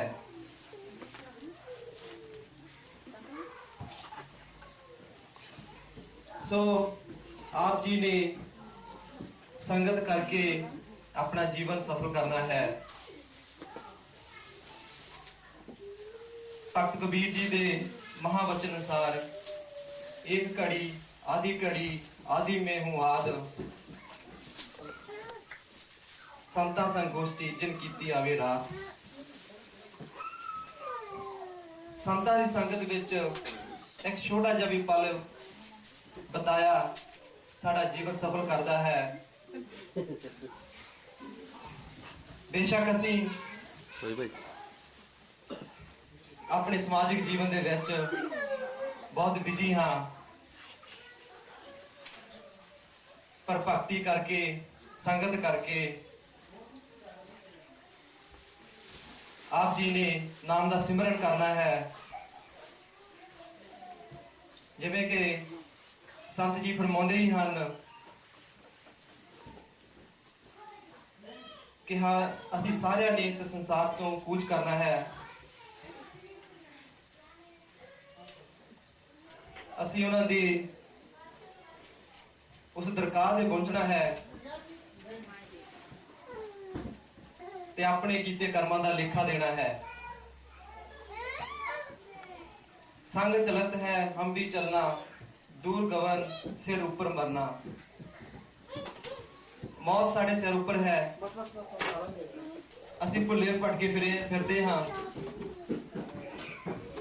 सो एक बार फिर आप जी के चरणों में बेनती है कि आप जी ने संगत करनी है। हर रोज शाम के दीवाना में पहुंचना है। अपने लागे साथियों ਜਿਹੜੇ ਹਨ ਉਹਨਾਂ ਨੂੰ ਪ੍ਰੇਰਤਾ ਕਰਨੀ ਲੈ ਕੇ ਆਉਣਾ ਸਤਸੰਗ ਵਿੱਚ ਕਹਿ ਦੇ। और आप जी के चरणों में बेनती है कि आप जी ने तो आना ही है। जिथे तक अपने रिश्तेदार साख संबंधी दोस्त मित्र हैं उन्होंने भी संगत में लेके आना है। तो बाबा जी के दर्शन करने हैं क्योंकि बाबा जी उन्होंने वापस भारत 25 तरीक को चले जाना है। सो सानू इस चीज़ का लाहा लेना चाहिए है। उन्होंने अनमोल बचन संत बाणी नू सुनना चाहिए है। सो मैनू आस है कि आप जी मेरी बेनती नू प्रवान करोगे। जय वाल्मीकि। और आप जी नू बेनती भी है कि लंगर तैयार है और लंगर छकण उपरंत आप जी ने घरां नू जाना है। धन्यवाद।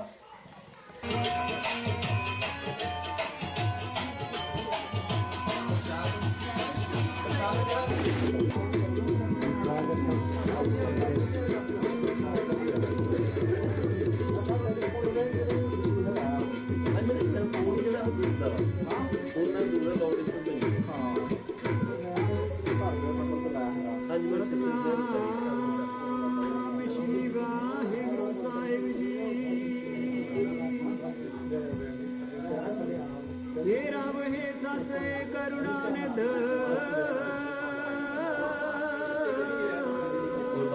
बिनती सुन लीजिए और न मांग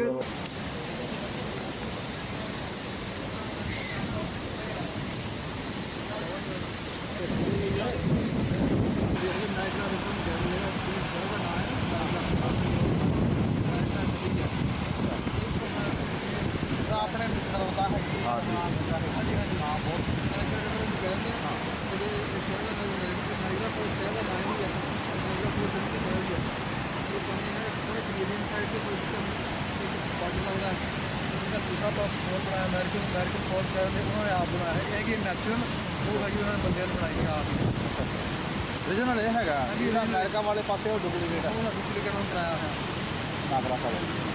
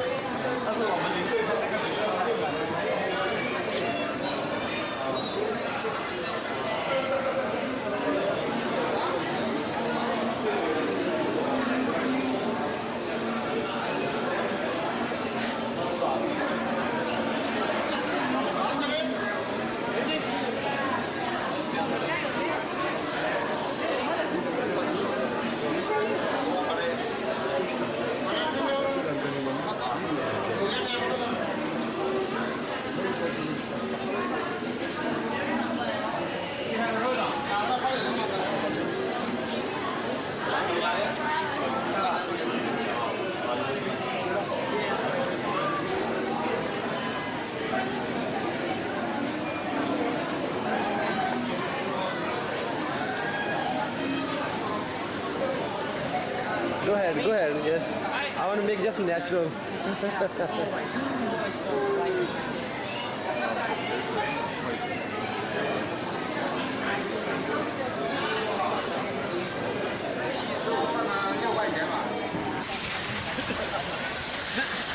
ਜਿਹਨਾਂ ਅੱਜ ਆਉਣਾ ਹੀ ਨਹੀਂ ਸੀ, ਤਾਂ ਇਮੇਜ ਦਾ ਨੰਬਰ ਲੱਗਾ ਹੈ ਜਿੱਦਾਂ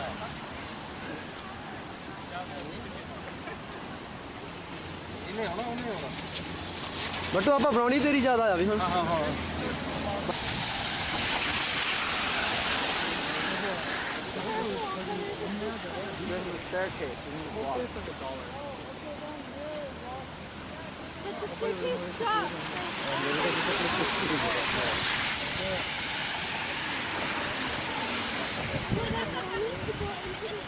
वो बटन है यार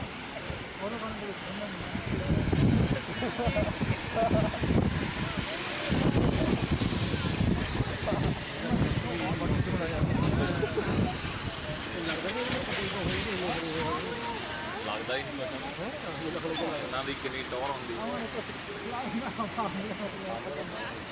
I think he might catch us. चलो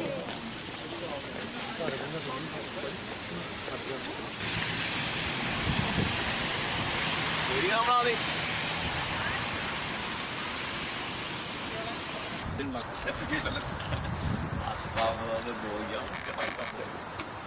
ਬਟੂ ਆ ਵਧੀਆ ਇਹ ਚ ਤਰੀਕ ਵਗੈਰਾ ਹੋਣੀ ਚਾਹੀਦੀ ਆ।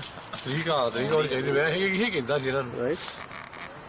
ਤੇ ਵੀ ਉੱਥੇ ਜਦੋਂ ਇਹਨਾਂ ਉੱਥੇ ਦੇਣਾ What they doing now? ਉਹ ਆ ਰਹੇ ਬਸ ਬਾਬਾ ਜੀ। फोटो साहब है लगना ਕਿਹੜਾ ये जेड़ा ਇਹ ਕੀ इधर भी करते हैं बाबा ਉੱਪਰ ਦੀ ਬਾਹਰ ਥੱਲੇ ਵੀ ਕਰਦਾ जेड़ा खड़ा ਉਹ ਕਿਹੜਾ Walk this for me over here. Walk this side for me.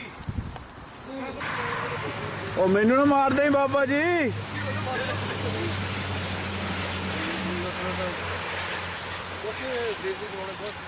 ਇੱਥੇ ਕਰਕੇ ਰੁਕ ਜਾਂਦੀ ਆ। ਹਾਂ ਇੱਥੇ ਇੱਕ ਵਾਰੀ ਹੋਰ ਕਰ ਦੇ। ਨਹੀਂ ਜੇ ਫਿਰ ਪਿੱਛੋਂ ਲੈ ਕੇ ਆਓ ਫਿਰ ਉੱਥੇ ਚੱਲ ਜਾਂਦੀ ਆ।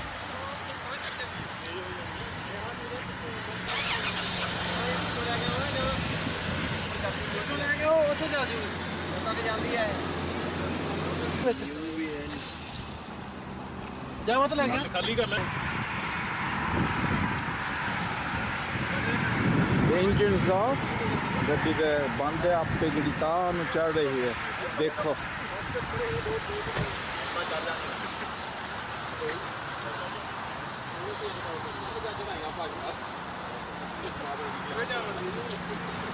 ਵਾਓ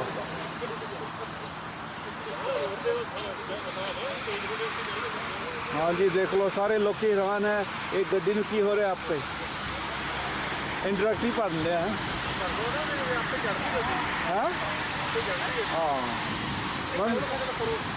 हाँ फोटो हाँ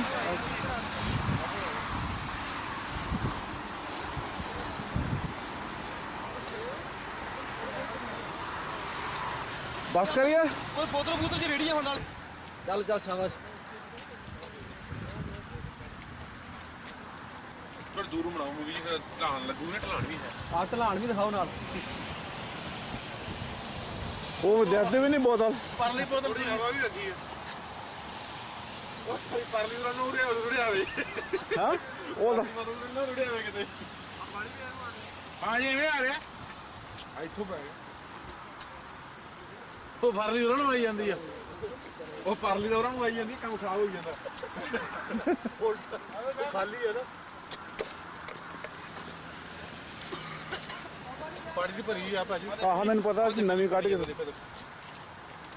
ਅੱਛਾ ਬਈ ਆਪਾਂ ਹੀ ਪਾਣੀ ਦਾ ਵੀ ਦੇ ਪਾਣੀ ਦਾ ਵੀ ਭਾਈ ਆ ਦੇ ਚੜਾਈ ਦਾ ਪਾਣੀ ਚੜਦਾ ਜਾ ਰਿਹਾ ਨਾ ਪਾਣੀ आ रहे दस ਹੁਣ ਬਣਾਇਆ ਬਾਬਾ ਜੀ ਪਾਣੀ ਦਾ ਦੇਖੋ ਪਾਣੀ ਦਾ ਦੇਖਣਗੇ ਤਾਂ ਉਦੋਂ ਬਣਾਇਆ ਇਹਨਾਂ ਦਾ ਪਾਣੀ ਹੇਠਾਂ ਨੂੰ ਬਹਿੰਦਾ ਪਾਣੀ। हाँ दे लो पानी है थल्ले आ जा रहा बाबा जी इधर आ रहा अच्छा जी बाबा जी दसो एक की हो रहा है ਬਾਜੀ ਆ ਦੇਖੋ हाँ ਆ ਪਾਣੀ बाबा जी देखो ਨੀਵੇਂ ਥਾਂ ਤੋਂ ਉੱਪਰ ਨੂੰ ਪਾਣੀ ਚੱਲ ਰਿਹਾ ਜੀ। बड़ी अजीब गल है आजकल बाबा जी हैरान हो रहे हैं अब ये की में दे रहे हैं ਪਾਣੀ ਹੈ ਨਾ ਪਾਣੀ ਹੋਰ ਤਾਂ ਨਹੀਂ ਇੰਟਰੈਕਟ ਕਰਨੀ ਬਾਬਾ ਜੀ ਹਮੇਸ਼ਾ ਨੀਵੀਂ ਜਗ੍ਹਾ ਚੜਦਾ ਇੱਥੇ ਉੱਚੀ ਜਗ੍ਹਾ ਨਹੀਂ ਚੜਦਾ ਦੇਖੋ ਹੋ ਗਿਆ ਜੀ ਇੱਥੇ ਅੱਛਾ ਜੀ ਹੈ ਨਾ ਤੇ ਉਲਟਾ ਹੋ ਗਿਆ ਜੀ ਸਾਡੇ ਪਾਣੀ ਆ ਰਹੇ ਨੇ ਥੱਲੇ ਤੋਂ ਪਾਣੀ ਉੱਪਰ ਨੂੰ ਵਗ ਰਿਹਾ ਸਾਡਾ ਸੈਕਟਰੀ ਬੋਲਦਾ ਦੱਸੋ ਜੀ ਹੋਰ ਦੇਖੋ ਜੀ ਭਾਵੇਂ ਇੱਕ ਐਡੀ ਵੱਡੀ ਜਿਹੜੀ ਗੱਡੀ ਹੈਗੀ ਭਾਰੀ ਹਾਂਜੀ ਜਿਹੜੀ ਕਿ ਉਹਦਾ ਭਾਰ ਮੇਰਾ ਖਿਆਲ ਕਿ ਟਨ ਤੋਂ ਉੱਪਰ ਹੈਗਾ ਆ 2 ਟਨ ਹੁੰਦਾ ਉਹ ਗੱਡੀ ਜਿਹੜੀ ਆ from the downfall is going to upward ਅੱਛਾ ਜੀ right and if we put our vehicle in the neutrals and it's travel with the velocity ਅੱਛਾ ਜੀ and ਬੜੀ ਸੋਹਣੀ ਇੰਗਲਿਸ਼ ਬੋਲ ਰਹੇ ਹੈ well you know this is all technical words ਅੱਛਾ ਜੀ ਅੱਛਾ ਜੀ Right. ਪੰਜਾਬੀ ਵੀ ਬੋਲਿਆ ਕਰੋ ਮਾੜੀ ਮੋਟੀ ਪੰਜਾਬੀ 'ਚ ਵੀ ਦੱਸ ਦਿੰਦੇ ਆ ਕਿ ਜਿਹੜਾ ਪਾਣੀ ਦਾ ਜਿਹੜਾ ਵਹਿਣ ਹੈਗਾ ਆ ਉਹ ਧਰਤੀ ਦੇ ਹੇਠਲੇ ਹਿੱਸੇ ਤੋਂ ਉੱਪਰ ਵੱਲ ਨੂੰ ਵਹਿ ਰਿਹਾ ਹੈਗਾ ਕਿ ਇੱਕ ਬੜਾ ਅਚੰਭਾ ਹੈਗਾ ਇਹ ਅੱਛਾ ਜੀ ਤੇ ਇਸ ਨੂੰ ਇਹ ਕਹਿ ਕਰ ਲਓ ਕਿ ਜਿਹੜੀ ਧਰਤੀ ਦੀ ਇੱਕ ਫੋਰਸ ਆਫ ਗ੍ਰੈਵਿਟੀ ਹੈਗੀ ਹੈ ਜਿਹਨੂੰ ਧਰਤੀ ਦਾ ਇੱਕ ਖਿੱਚ ਬਲ ਕਹਿ ਸਕਦੇ ਆ ਹਾਂਜੀ ਉਹਦਾ ਜਿਹੜਾ ਹੋ ਸਕਦਾ ਕਿ ਪੁਆਇੰਟ ਜਿਹੜਾ ਸ਼ਿਫਟਿੰਗ ਪੁਆਇੰਟ ਆ ਔਰ ਬਾਬੂ ਸਾਹਿਬ ਵੀ ਤੁਹਾਨੂੰ ਇੱਕ ਐਕਸਪੈਰੀਮੈਂਟ ਕਰਕੇ ਦਿਖਾ ਲਓ ਜੀ ਰਹੇ ਬਾਲੂ ਸਾਹਿਬ ਤੁਸੀਂ ਦੱਸੋ ਤੁਸੀਂ ਕੀ ਕਰ ਰਹੇ ਹੈ ਪਾਣੀ ਮਹਾਰਾਜ ਜੀ ਦੇਖੀ ਚਲੋ ਉਹ ਨੀਵੀਂ ਜਗ੍ਹਾ ਨੂੰ ਭੇਜਦੇ ਆ ਤੇ ਉੱਪਰ ਨੂੰ ਚੜ ਜਾ ਇਹ ਧਰਤੀ ਦਾ ਬਾਬਾ ਵੀ ਤੁਸੀਂ ਵੀ ਕਹੋਗੇ ਕਿ ਨਹੀਂ ਦੱਸੋ ਕੁਝ ਪੁੱਛ ਰਹੇ ਜਾਂਦੇ ਹਨ ਸਾਰੇ ਦੱਸੋ ਹਾਂਜੀ ਨਾ ਪਾਣੀ ਆ ਰਿਹਾ ਨਾ ਉੱਪਰ ਬਾਕ ਟੂ ਸੈਕਟਰੀ ਧਰਤੀ ਦਾ ਇਹ ਉਹ ਸਥਾਨ ਹੈ ਜਿੱਥੇ ਕਿ ਮਤਲਬ ਕਿ ਕਹਿ ਲਈਏ ਕਿ ਜਿਹੜੇ ਸਾਡੇ ਫਾਰਮੂਲੇ ਆ ਫਾਲੋ ਅਸ ਇੱਧਰ ਆ ਜਾਓ ਮੋਰੇ ਮੂਵੀ ਦੇ ਜਿਹੜੇ ਸਾਡੇ ਸਾਇੰਸ ਦੇ ਵੀ ਕਈ ਫਾਰਮੂਲੇ ਆ ਉਹ ਇੱਥੇ ਆਣ ਕੇ ਫਿੱਕੇ ਪੈਣੇ ਸ਼ੁਰੂ ਹੋ ਜਾਂਦੇ ਆ ਕਿਉਂਕਿ ਆਮ ਕਰਕੇ ਕਿ ਜਿਹੜੀ ਚੀਜ਼ ਉੱਪਰੋਂ ਸੈੱਟ ਦੇ ਥੱਲੇ ਨੂੰ ਆਉਂਦੀ ਆ ਪਰ ਇੱਥੇ ਜਿਹੜੀ ਹੈ ਕਿ ਥੱਲੇ ਵਾਲੀ ਚੀਜ਼ ਉੱਪਰ ਨੂੰ ਚੱਲ ਰਹੀ ਹੈ ਅੱਛਾ ਜੀ ਸੋ ਇਹ ਬੜੇ ਇੱਕ ਚੰਬੇ ਵਾਲੀ ਗੱਲ ਹੈ ਇਹ 'ਚ ਸਾਨੂੰ ਕੋਈ ਪਤਾ ਨਹੀਂਗਾ ਕਿ ਕੋਈ ਸਾਇੰਟੀਫਿਕ ਅਸਰ ਹੈਗਾ ਹੈ ਕਿ ਜਾਂ ਕੋਈ ਇੱਥੇ ਦੇ ਇਸ ਧਰਤੀ ਦੇ ਇਸ ਕੇਂਦਰ ਤੇ ਇਹੋ ਜਿਹੀ ਕੋਈ ਸ਼ਕਤੀ ਹੈਗੀ ਹੈ ਕਿ ਜੋ ਇਹ ਮਤਲਬ ਕਿ ਇਸ ਚੀਜ਼ ਨੂੰ ਆਕਰਸ਼ਿਤ ਕਰ ਰਹੀ ਹੈਗੀ ਆ but this is very wonderful thing how can we find out well this is I don't know how we can find out but it's really you fantastic. think we need some scientists from United States and bring them here and figure it out? Well, of course we need some what it called Experts? experts or Scientists or geographically people expert analyst so really it's I don't know I don't have a word for Word to say for okay. or to explain Shall we get these to things. Mr. Technical? ਹਾਂਜੀ ਬੋਲੋ ਸਾਹਿਬ ਤੁਸੀਂ ਦੱਸੋ ਸਾਡੇ ਕੋਲ ਕੋਈ technical words ਨਹੀਂ ਹੈ ਇਸ ਵੇਲੇ ਸਾਡਾ ਫੋਨ ਕਾਲ ਆ ਗਿਆ ਅੱਛਾ ਜੀ ਦੱਸੋ excuse me could you tell me this general Baba ji ਕਿੱਥੋਂ ਆਏ ਇਹ ਬਾਬਾ ਜੀ ਦੁਆਬੇ ਦਾ ਪਿੰਡ ਰਹੀਮਪੁਰ ਜੋ ਹਾਂਜੀ। ਕਿ ਚਿੱਟੀ ਉੱਗੇ ਚਿੱਟੀ ਦੇ ਕੋਲ ਹੈਗਾ ਆ ਉੱਥੇ ਡੇਰੇ ਵਿੱਚ ਮੁੱਖ ਭਗਵਾਨ ਵਾਲਮੀਕੀ ਆਸ਼ਰਮ ਦੇ ਵਿੱਚ ਮੁੱਖ ਮਹੰਤ ਹਨ ਉੱਥੇ ਸੇਵਾਦਾਰ ਹਨ ਔਰ ਜਿਹੜੀ ਉੱਥੋਂ ਦੇ ਲੋਕੀ ਹਨ ਉੱਥੋਂ ਦੇ ਵਾਲਮੀਕੀ ਸਮਾਜ ਆ ਉਹਦੇ ਵਿੱਚ ਭਗਵਾਨ ਵਾਲਮੀਕੀ ਜੀ ਦਾ ਉਪਦੇਸ਼ ਦਿੰਦੇ ਹਨ ਉਹਨਾਂ ਦੀ ਸਿੱਖਿਆਵਾਂ ਉਹਨਾਂ ਦੇ ਮਹਾਨ ਗ੍ਰੰਥ ਮਹਾਰਮੈਣ ਸ਼੍ਰੀ ਯੋਗ ਵਿਸ਼ਿਸ਼ਟ ਉਹਨਾਂ ਦੀ ਸਿੱਖਿਆ ਲੋਕਾਂ ਤਾਈਂ ਪਹੁੰਚਾਉਂਦੇ ਹਨ ਔਰ ਸਮਾਜ ਨੂੰ ਚੇਤਨ ਕਰਨ ਦੇ ਵਿੱਚ ਬਹੁਤ ਵੱਡਾ ਰੋਲ ਅਦਾ ਕਰ ਰਹੇ ਹਨ ਇਸ ਇਹ ਕਿਹੜੇ ਟੈਂਪਲ ਚ ਆਏ ਜੀ ਐਡਰੈਸ ਵੀ ਦੇਵੋ ਕੈਨੇਡਾ ਦੀ ਜਿਹੜੀ ਵਾਲਮੀਕੀ ਸਮਾਜ ਹੈਗਾ ਆ ਉਹਨਾਂ ਨੇ ਬੜੀ ਮਿਹਨਤ ਦੇ ਸਦਕਾ 2004 ਦੇ ਵਿੱਚ ਭਗਵਾਨ ਵਾਲਮੀਕੀ ਟੈਂਪਲ ਓਨਟਾਰੀਓ ਜੋ ਕਿ ਰੈਕਸਡੇਲ ਵਿੱਚ ਹੈ ਉਹਨਾਂ ਨੇ ਬਣਾਇਆ ਔਰ ਸੰਗਤਾਂ ਦੇ ਬੇਨਤੀ ਦੇ ਉੱਪਰ ਇਹ ਬਾਬਾ ਜੀ ਭਗਵਾਨ ਵਾਲਮੀਕੀ ਟੈਂਪਲ ਕੈਨੇਡਾ ਦੇ ਵਿੱਚ ਆਏ ਹੋਏ ਹਨ ਅੱਛਾ ਜੀ ਥੈਂਕ ਯੂ ਤੁਹਾਡਾ ਬਹੁਤ ਧੰਨਵਾਦ Thank that you. was secretary of ਭਗਵਾਨ ਵਾਲਮੀਕੀ ਟੈਂਪਲ ਥੈਂਕ ਯੂ ਜਿਹਦੇ ਵਿੱਚ ਭਗਵਾਨ ਵਾਲਮੀਕੀ ਮਹਾਰਾਜ ਨੇ ਤੇ ਚਰਨਾਂ ਦੇ ਵਿੱਚ ਆਪਾਂ ਸਾਰੇ ਬੈਠੇ ਹੈਗੇ ਆ ਉਹਨਾਂ ਦਾ ਆਸ਼ੀਰਵਾਦ ਪ੍ਰਾਪਤ ਕਰ ਰਹੇ ਹੈਗੇ ਆ ਤੇ ਆਓ ਸਤਸੰਗ ਦੀ ਸ਼ੁਰੂਆਤ ਕਰੀਏ ਜੋ ਬੋਲੇ ਸੋਨਲ ਹੈ ਭਗਵਾਨ ਵਾਲਮੀਕੀ ਮਹਾਰਾਜ ਕੀ ਜੈ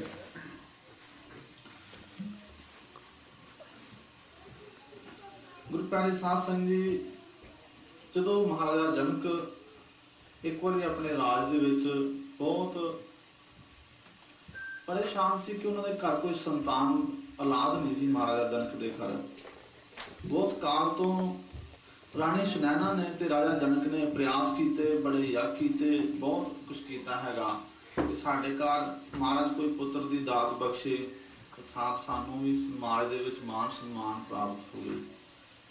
ਤਾਂ ਗੁਰੂ ਪਿਆਰੇ ਸਾਧ ਸੰਗਤ ਜੀ, ਮਹਾਰਾਜਾ ਜਨਕ ਦੀ ਕਿਸੇ ਤਰ੍ਹਾਂ ਦੀ ਕੋਈ ਆਸ ਮੁਰਾਦ ਨਾ ਪੂਰੀ ਹੋਈ ਤਾਂ ਡਾਵਾਂਡੋਲ ਹੋ ਗਏ। ਰਾਤ ਨੂੰ ਨੀਂਦ ਨਾ ਆਣੀ, ਸੋਣਾ ਨਾ, ਬੇਚੈਨ ਹਰ ਵੇਲੇ ਰਹਿਣਾ ਹੈਗਾ। ਤਾਂ ਉਧਰੋਂ ਸਪਤਰਿਸ਼ੀ ਮੰਡਲ ਜਿਹੜਾ ਸੀ ਉਹ ਮਹਾਰਾਜਾ ਰਾਵਣ ਦੇ ਦਰਬਾਰ 'ਚ ਪਹੁੰਚਾ। ਜਦੋਂ ਮਹਾਰਾਜਾ ਰਾਵਣ ਦੇ ਦਰਬਾਰ 'ਚ ਪਹੁੰਚਾ ਤੇ ਮਹਾਰਾਜਾ ਰਾਵਣ ਨੂੰ ਉਹ ਸਾਰੇ ਸਮਝਾਉਂਦੇ ਹੈਗੇ ਕਿ हे ਰਾਜਨ, ਕਿ ਤੁਸੀਂ ਆਪਣੇ ਰਾਜ ਦੀ ਰੱਖਿਆ ਕਰੋ, ਜਿਹੜੇ ਲਾਗਲੇ ਰਾਜੇ ਮਹਾਰਾਜੇ ਹੈਗੇ ਉਹਨਾਂ ਨੂੰ ਤੰਗ ਨਾ ਕਰੋ ਹੈਗਾ। ਤਾਂ ਗੁਰੂ ਪਿਆਰੀ ਸਾਧ ਸੰਗਤ ਜੀ, ਮਹਾਰਾਜਾ ਰਾਵਣ ਨੇ ਉਹਨਾਂ ਨੂੰ ਟੈਕਸ ਲਾਤਾ।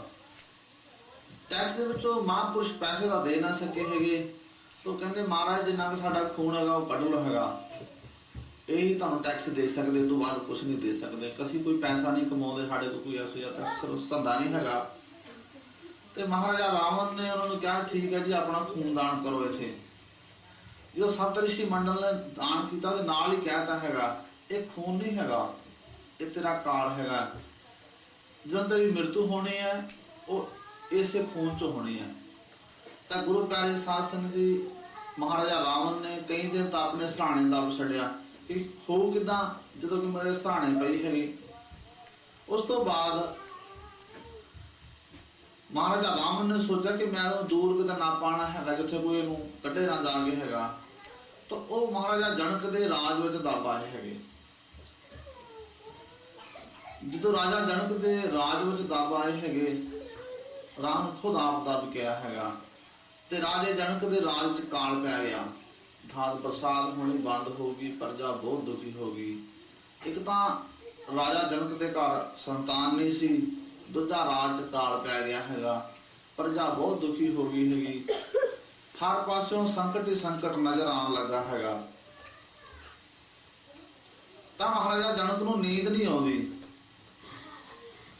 ਜਦੋਂ ਨੀਂਦ ਨਹੀਂ ਆਉਂਦੀ ਤੇ ਇੱਕ ਦਿਨ ਅਚਾਨਕ ਸੁਪਨੇ ਵਿੱਚ ਉਹਨਾਂ ਨੂੰ ਭਗਵਾਨ ਵਾਲਮੀਕੀ ਮਹਾਰਾਜ ਦੇ ਆਸ਼ਰਮ ਦੇ ਦਰਸ਼ਨ ਹੁੰਦੇ ਹੈਗੇ ਆ ਤੇ ਆਪਣੀ ਰਾਣੀ ਨੂੰ ਕਹਿੰਦਾ ਹੈ ਕਿ हे ਦੇਵੀ, ਤੇ ਉਹ ਵਾਲਮੀਕੀ ਆਸ਼ਰਮ ਹੈਗਾ ਤੇ ਮੈਨੂੰ ਸੁਪਨੇ ਵਿੱਚ ਦਰਸ਼ਨ ਹੋਏ ਹੈਗੇ ਆ ਤੇ ਆਪਾਂ ਉੱਥੇ ਜਾਣਾ ਹੈਗਾ, ਪਰੰਤੂ ਕੋਈ ਰਾਸਤਾ ਨਹੀਂ ਮਿਲਦਾ, ਕੁਛ ਪਤਾ ਨਹੀਂ ਲੱਗਦਾ ਹੈਗਾ ਕਿੱਥੇ ਵਾਲਮੀਕੀ ਆਸ਼ਰਮ ਹੈਗਾ। ਤਾਂ ਗੁਰੂ ਪਿਆਰੇ ਸਾਧ ਸੰਗਤ ਜੀ, ਫਿਰ ਇੱਕ ਦਿਨ ਸੁਪਨਾ ਆਉਂਦਾ ਹੈਗਾ ਰਾਜੇ ਜਨਕ ਨੂੰ। ਤਾਂ ਭਗਵਾਨ ਵਾਲਮੀਕ ਜੀ ਮਹਾਰਾਜ ਰਾਜੇ ਜਨਕ ਨੂੰ ਕਹਿੰਦੇ ਹੈਗੇ ਆ ਕਿ हे ਰਾਜਨ, ਤੇਰੇ ਰਾਜ ਚੋਂ ਕਾਲ ਟੁੱਟ ਸਕਦਾ ਹੈਗਾ, ਤੇਰੇ ਰਾਜ ਦੇ ਵਿੱਚ ਬਰਸਾਤ ਪੈ ਸਕਦੀ ਹੈਗੀ ਹੈ, ਪਰ ਇੱਕ ਕੰਮ ਕਰਨਾ ਪੈਗਾ ਹੈਗਾ। ਮਹਾਰਾਜ ਨੂੰ ਖੁਦ ਦੱਸਦੇ ਹੈਗੇ ਕਿ ਰਾਜਾ, ਤੂੰ ਇੱਕ ਹਾਲ ਸੋਨੇ ਦੀ ਲੈ ਕੇ, ਹਾਲ ਜਿਹੜੀ ਹੈਗੀ ਆ ਸੋਨੇ ਦੀ ਹੋਵੇ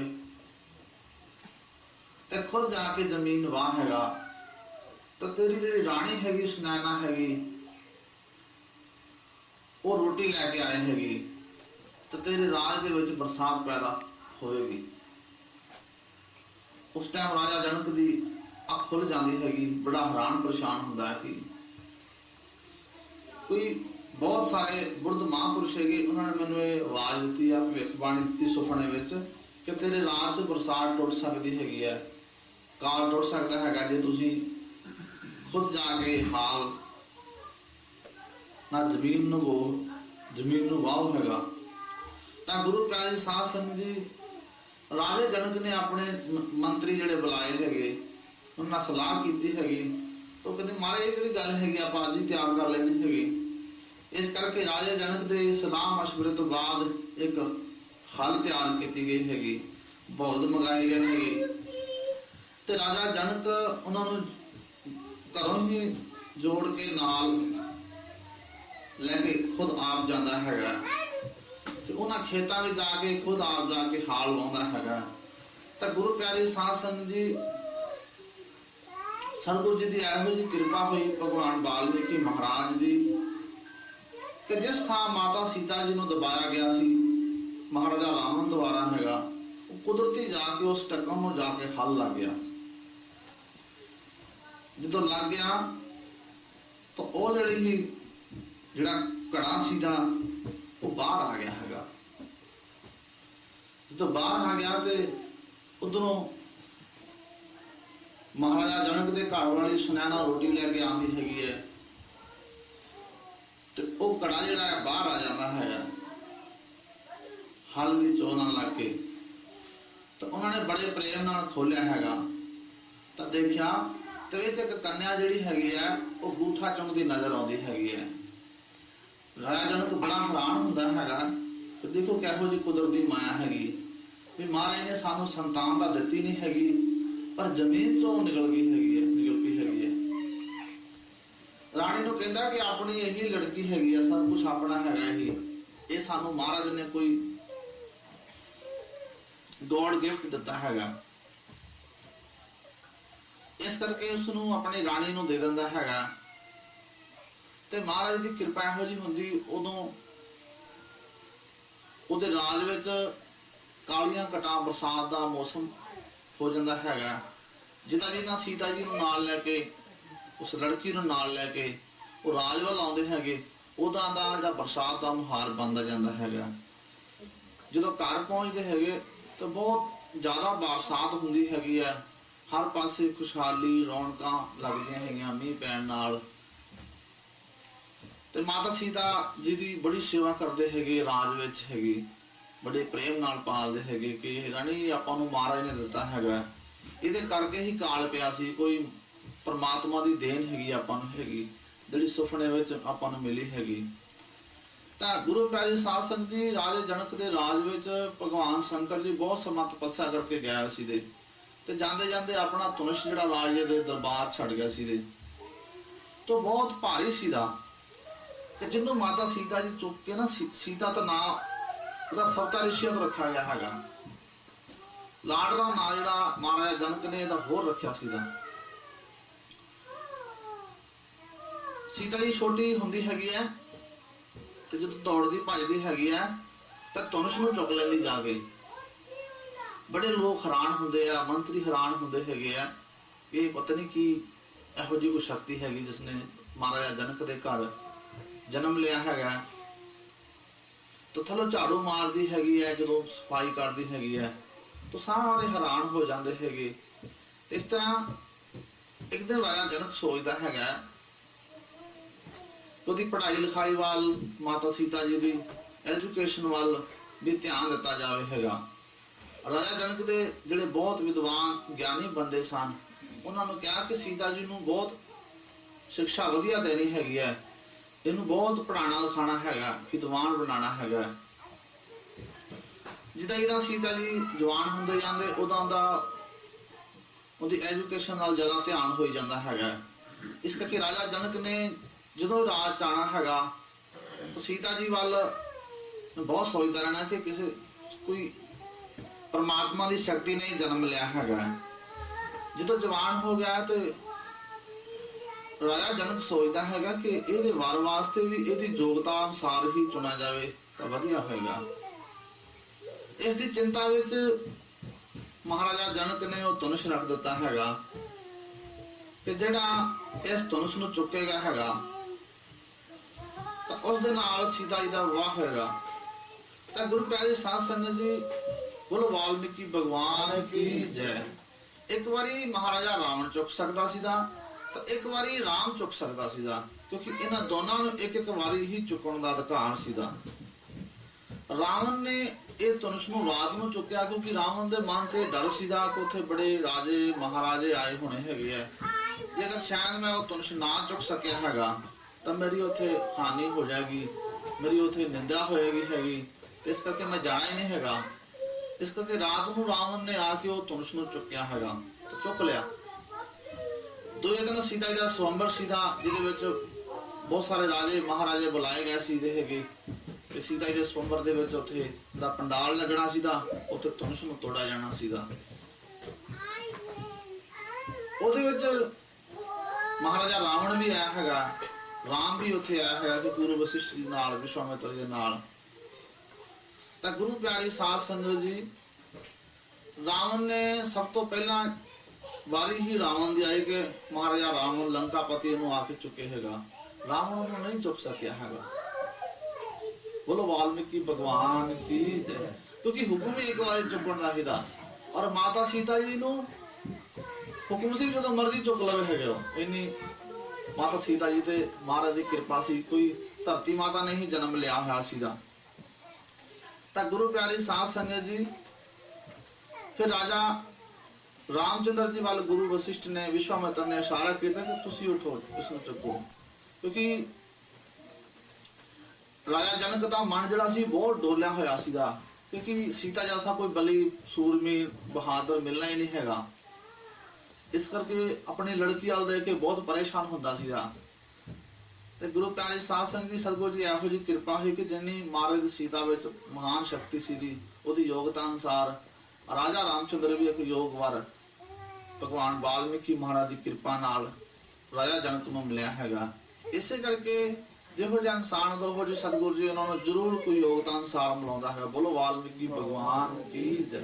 ਇਸ ਕੇ ਭਾਵ ਸਿਮਰਨ ਵਿੱਚ ਸ਼ਕਤੀ ਹੁੰਦੀ ਹੈਗੀ ਹੈ। ਰਾਵਣ ਨੂੰ ਰਾਮ ਨੇ ਜਿੱਤ ਸਕਿਆ, ਉਹ ਤਾਂ ਸੀਤਾ ਨੇ ਜਿੱਤਣਾ ਸੀਗਾ, ਕਿਉਂਕਿ ਸੀਤਾ ਮਾਤਾ ਧਰਤੀ ਦਾ ਅਵਤਾਰ ਸਨ। ਕਿਉਂਕਿ ਮਾਤਾ ਧਰਤੀ ਦੇ ਵਿੱਚੋਂ ਹੀ ਉਹ ਪੈਦਾ ਹੋਈ, ਧਰਤੀ 'ਚ ਸਮਾਈ ਹੈਗੀ, ਕਿਉਂਕਿ ਧਰਤੀ ਮਾਤਾ ਵਿੱਚੋਂ ਹੀ ਆਈ ਸੀ, ਧਰਤੀ 'ਚ ਚਲੀ ਗਈ ਹੈਗੀ। ਸਮਾਜ ਦੇ ਵਿੱਚ ਇੱਕ ਮਰਿਆਦਾ ਬਣਾ ਕੇ ਗਈ ਹੈਗੀ ਕਿ ਸਮਾਜ ਦੇ ਵਿੱਚ ਰਾਜ 'ਚ ਵੀ ਰਹੀ ਹੈਗੀ, ਬਨਵਾਸ 'ਚ ਵੀ ਰਹੀ ਹੈਗੀ। ਇਸ ਕਰਕੇ ਮਾਤਾ ਸੀਤਾ ਜੀ ਦਾ ਅੱਜ ਸਮਾਜ ਦੇ ਵਿੱਚ, ਦੁਨੀਆ ਦੇ ਵਿੱਚ ਬੜੇ ਸਤਿਕਾਰ ਨਾਲ, ਅਦਬ ਨਾਲ ਨਾਂ ਲਿਆ ਜਾਂਦਾ ਹੈਗਾ ਕਿ ਸੀਤਾ ਜੈਸੀ ਦੁਨੀਆ ਦੇ ਵਿੱਚ ਕੋਈ ਨਾਰੀ ਨਹੀਂ ਨਜ਼ਰ ਆਉਂਦੀ ਹੈਗੀ। ਕਿਉਂਕਿ ਸੀਤਾ ਨੇ ਜੋ ਸਮਾਜ ਦੇ ਤੇ ਸਮਾਜਿਕ ਜੀਵਨ ਦੇ ਵਿੱਚ ਰੋਲ ਅਦਾ ਕੀਤਾ ਹੈਗਾ, ਹੋਰ ਨਹੀਂ ਕਰ ਸਕਦਾ ਹੈਗਾ। ਕਿਉਂਕਿ ਸੀਤਾ ਇੱਕ ਰਾਜੇ ਦੀ ਲੜਕੀ ਸੀ, ਰਾਜੇ ਦੀ ਨੂੰਹ ਸੀ, ਰਾਜੇ ਦੀ ਪਤਨੀ ਸੀ। ਹੁੰਦਿਆਂ ਹੋਇਆ ਆਪਣੇ ਪਤੀ ਨਾਲ ਦੁੱਖ ਸੁੱਖ ਦੇ ਸਮੇਂ ਬਨਵਾਸ ਕੱਟਣ ਲਈ ਜਾਂਦੀ ਹੈਗੀ। ਕਿਉਂਕਿ ਜਿਹੜਾ ਬਨਵਾਸ ਸੀਗਾ ਉਹ ਰਾਮਚੰਦਰ ਜੀ ਨੂੰ ਕੱਲਿਆਂ ਨੂੰ ਹੋਇਆ ਸੀ, ਸੀਤਾ ਨੂੰ ਨਹੀਂ ਹੋਇਆ ਸੀਗਾ। ਪਰ ਫਿਰ ਵੀ ਸੀਤਾ ਮਾਤਾ ਜਿਹੜੀ ਹੈਗੀ ਆ, ਉਹ ਆਪਣੇ ਪਤੀ ਨਾਲ ਬਨਵਾਸ ਕੱਟਣ ਲਈ ਜਾਂਦੀ ਹੈਗੀ ਹੈ।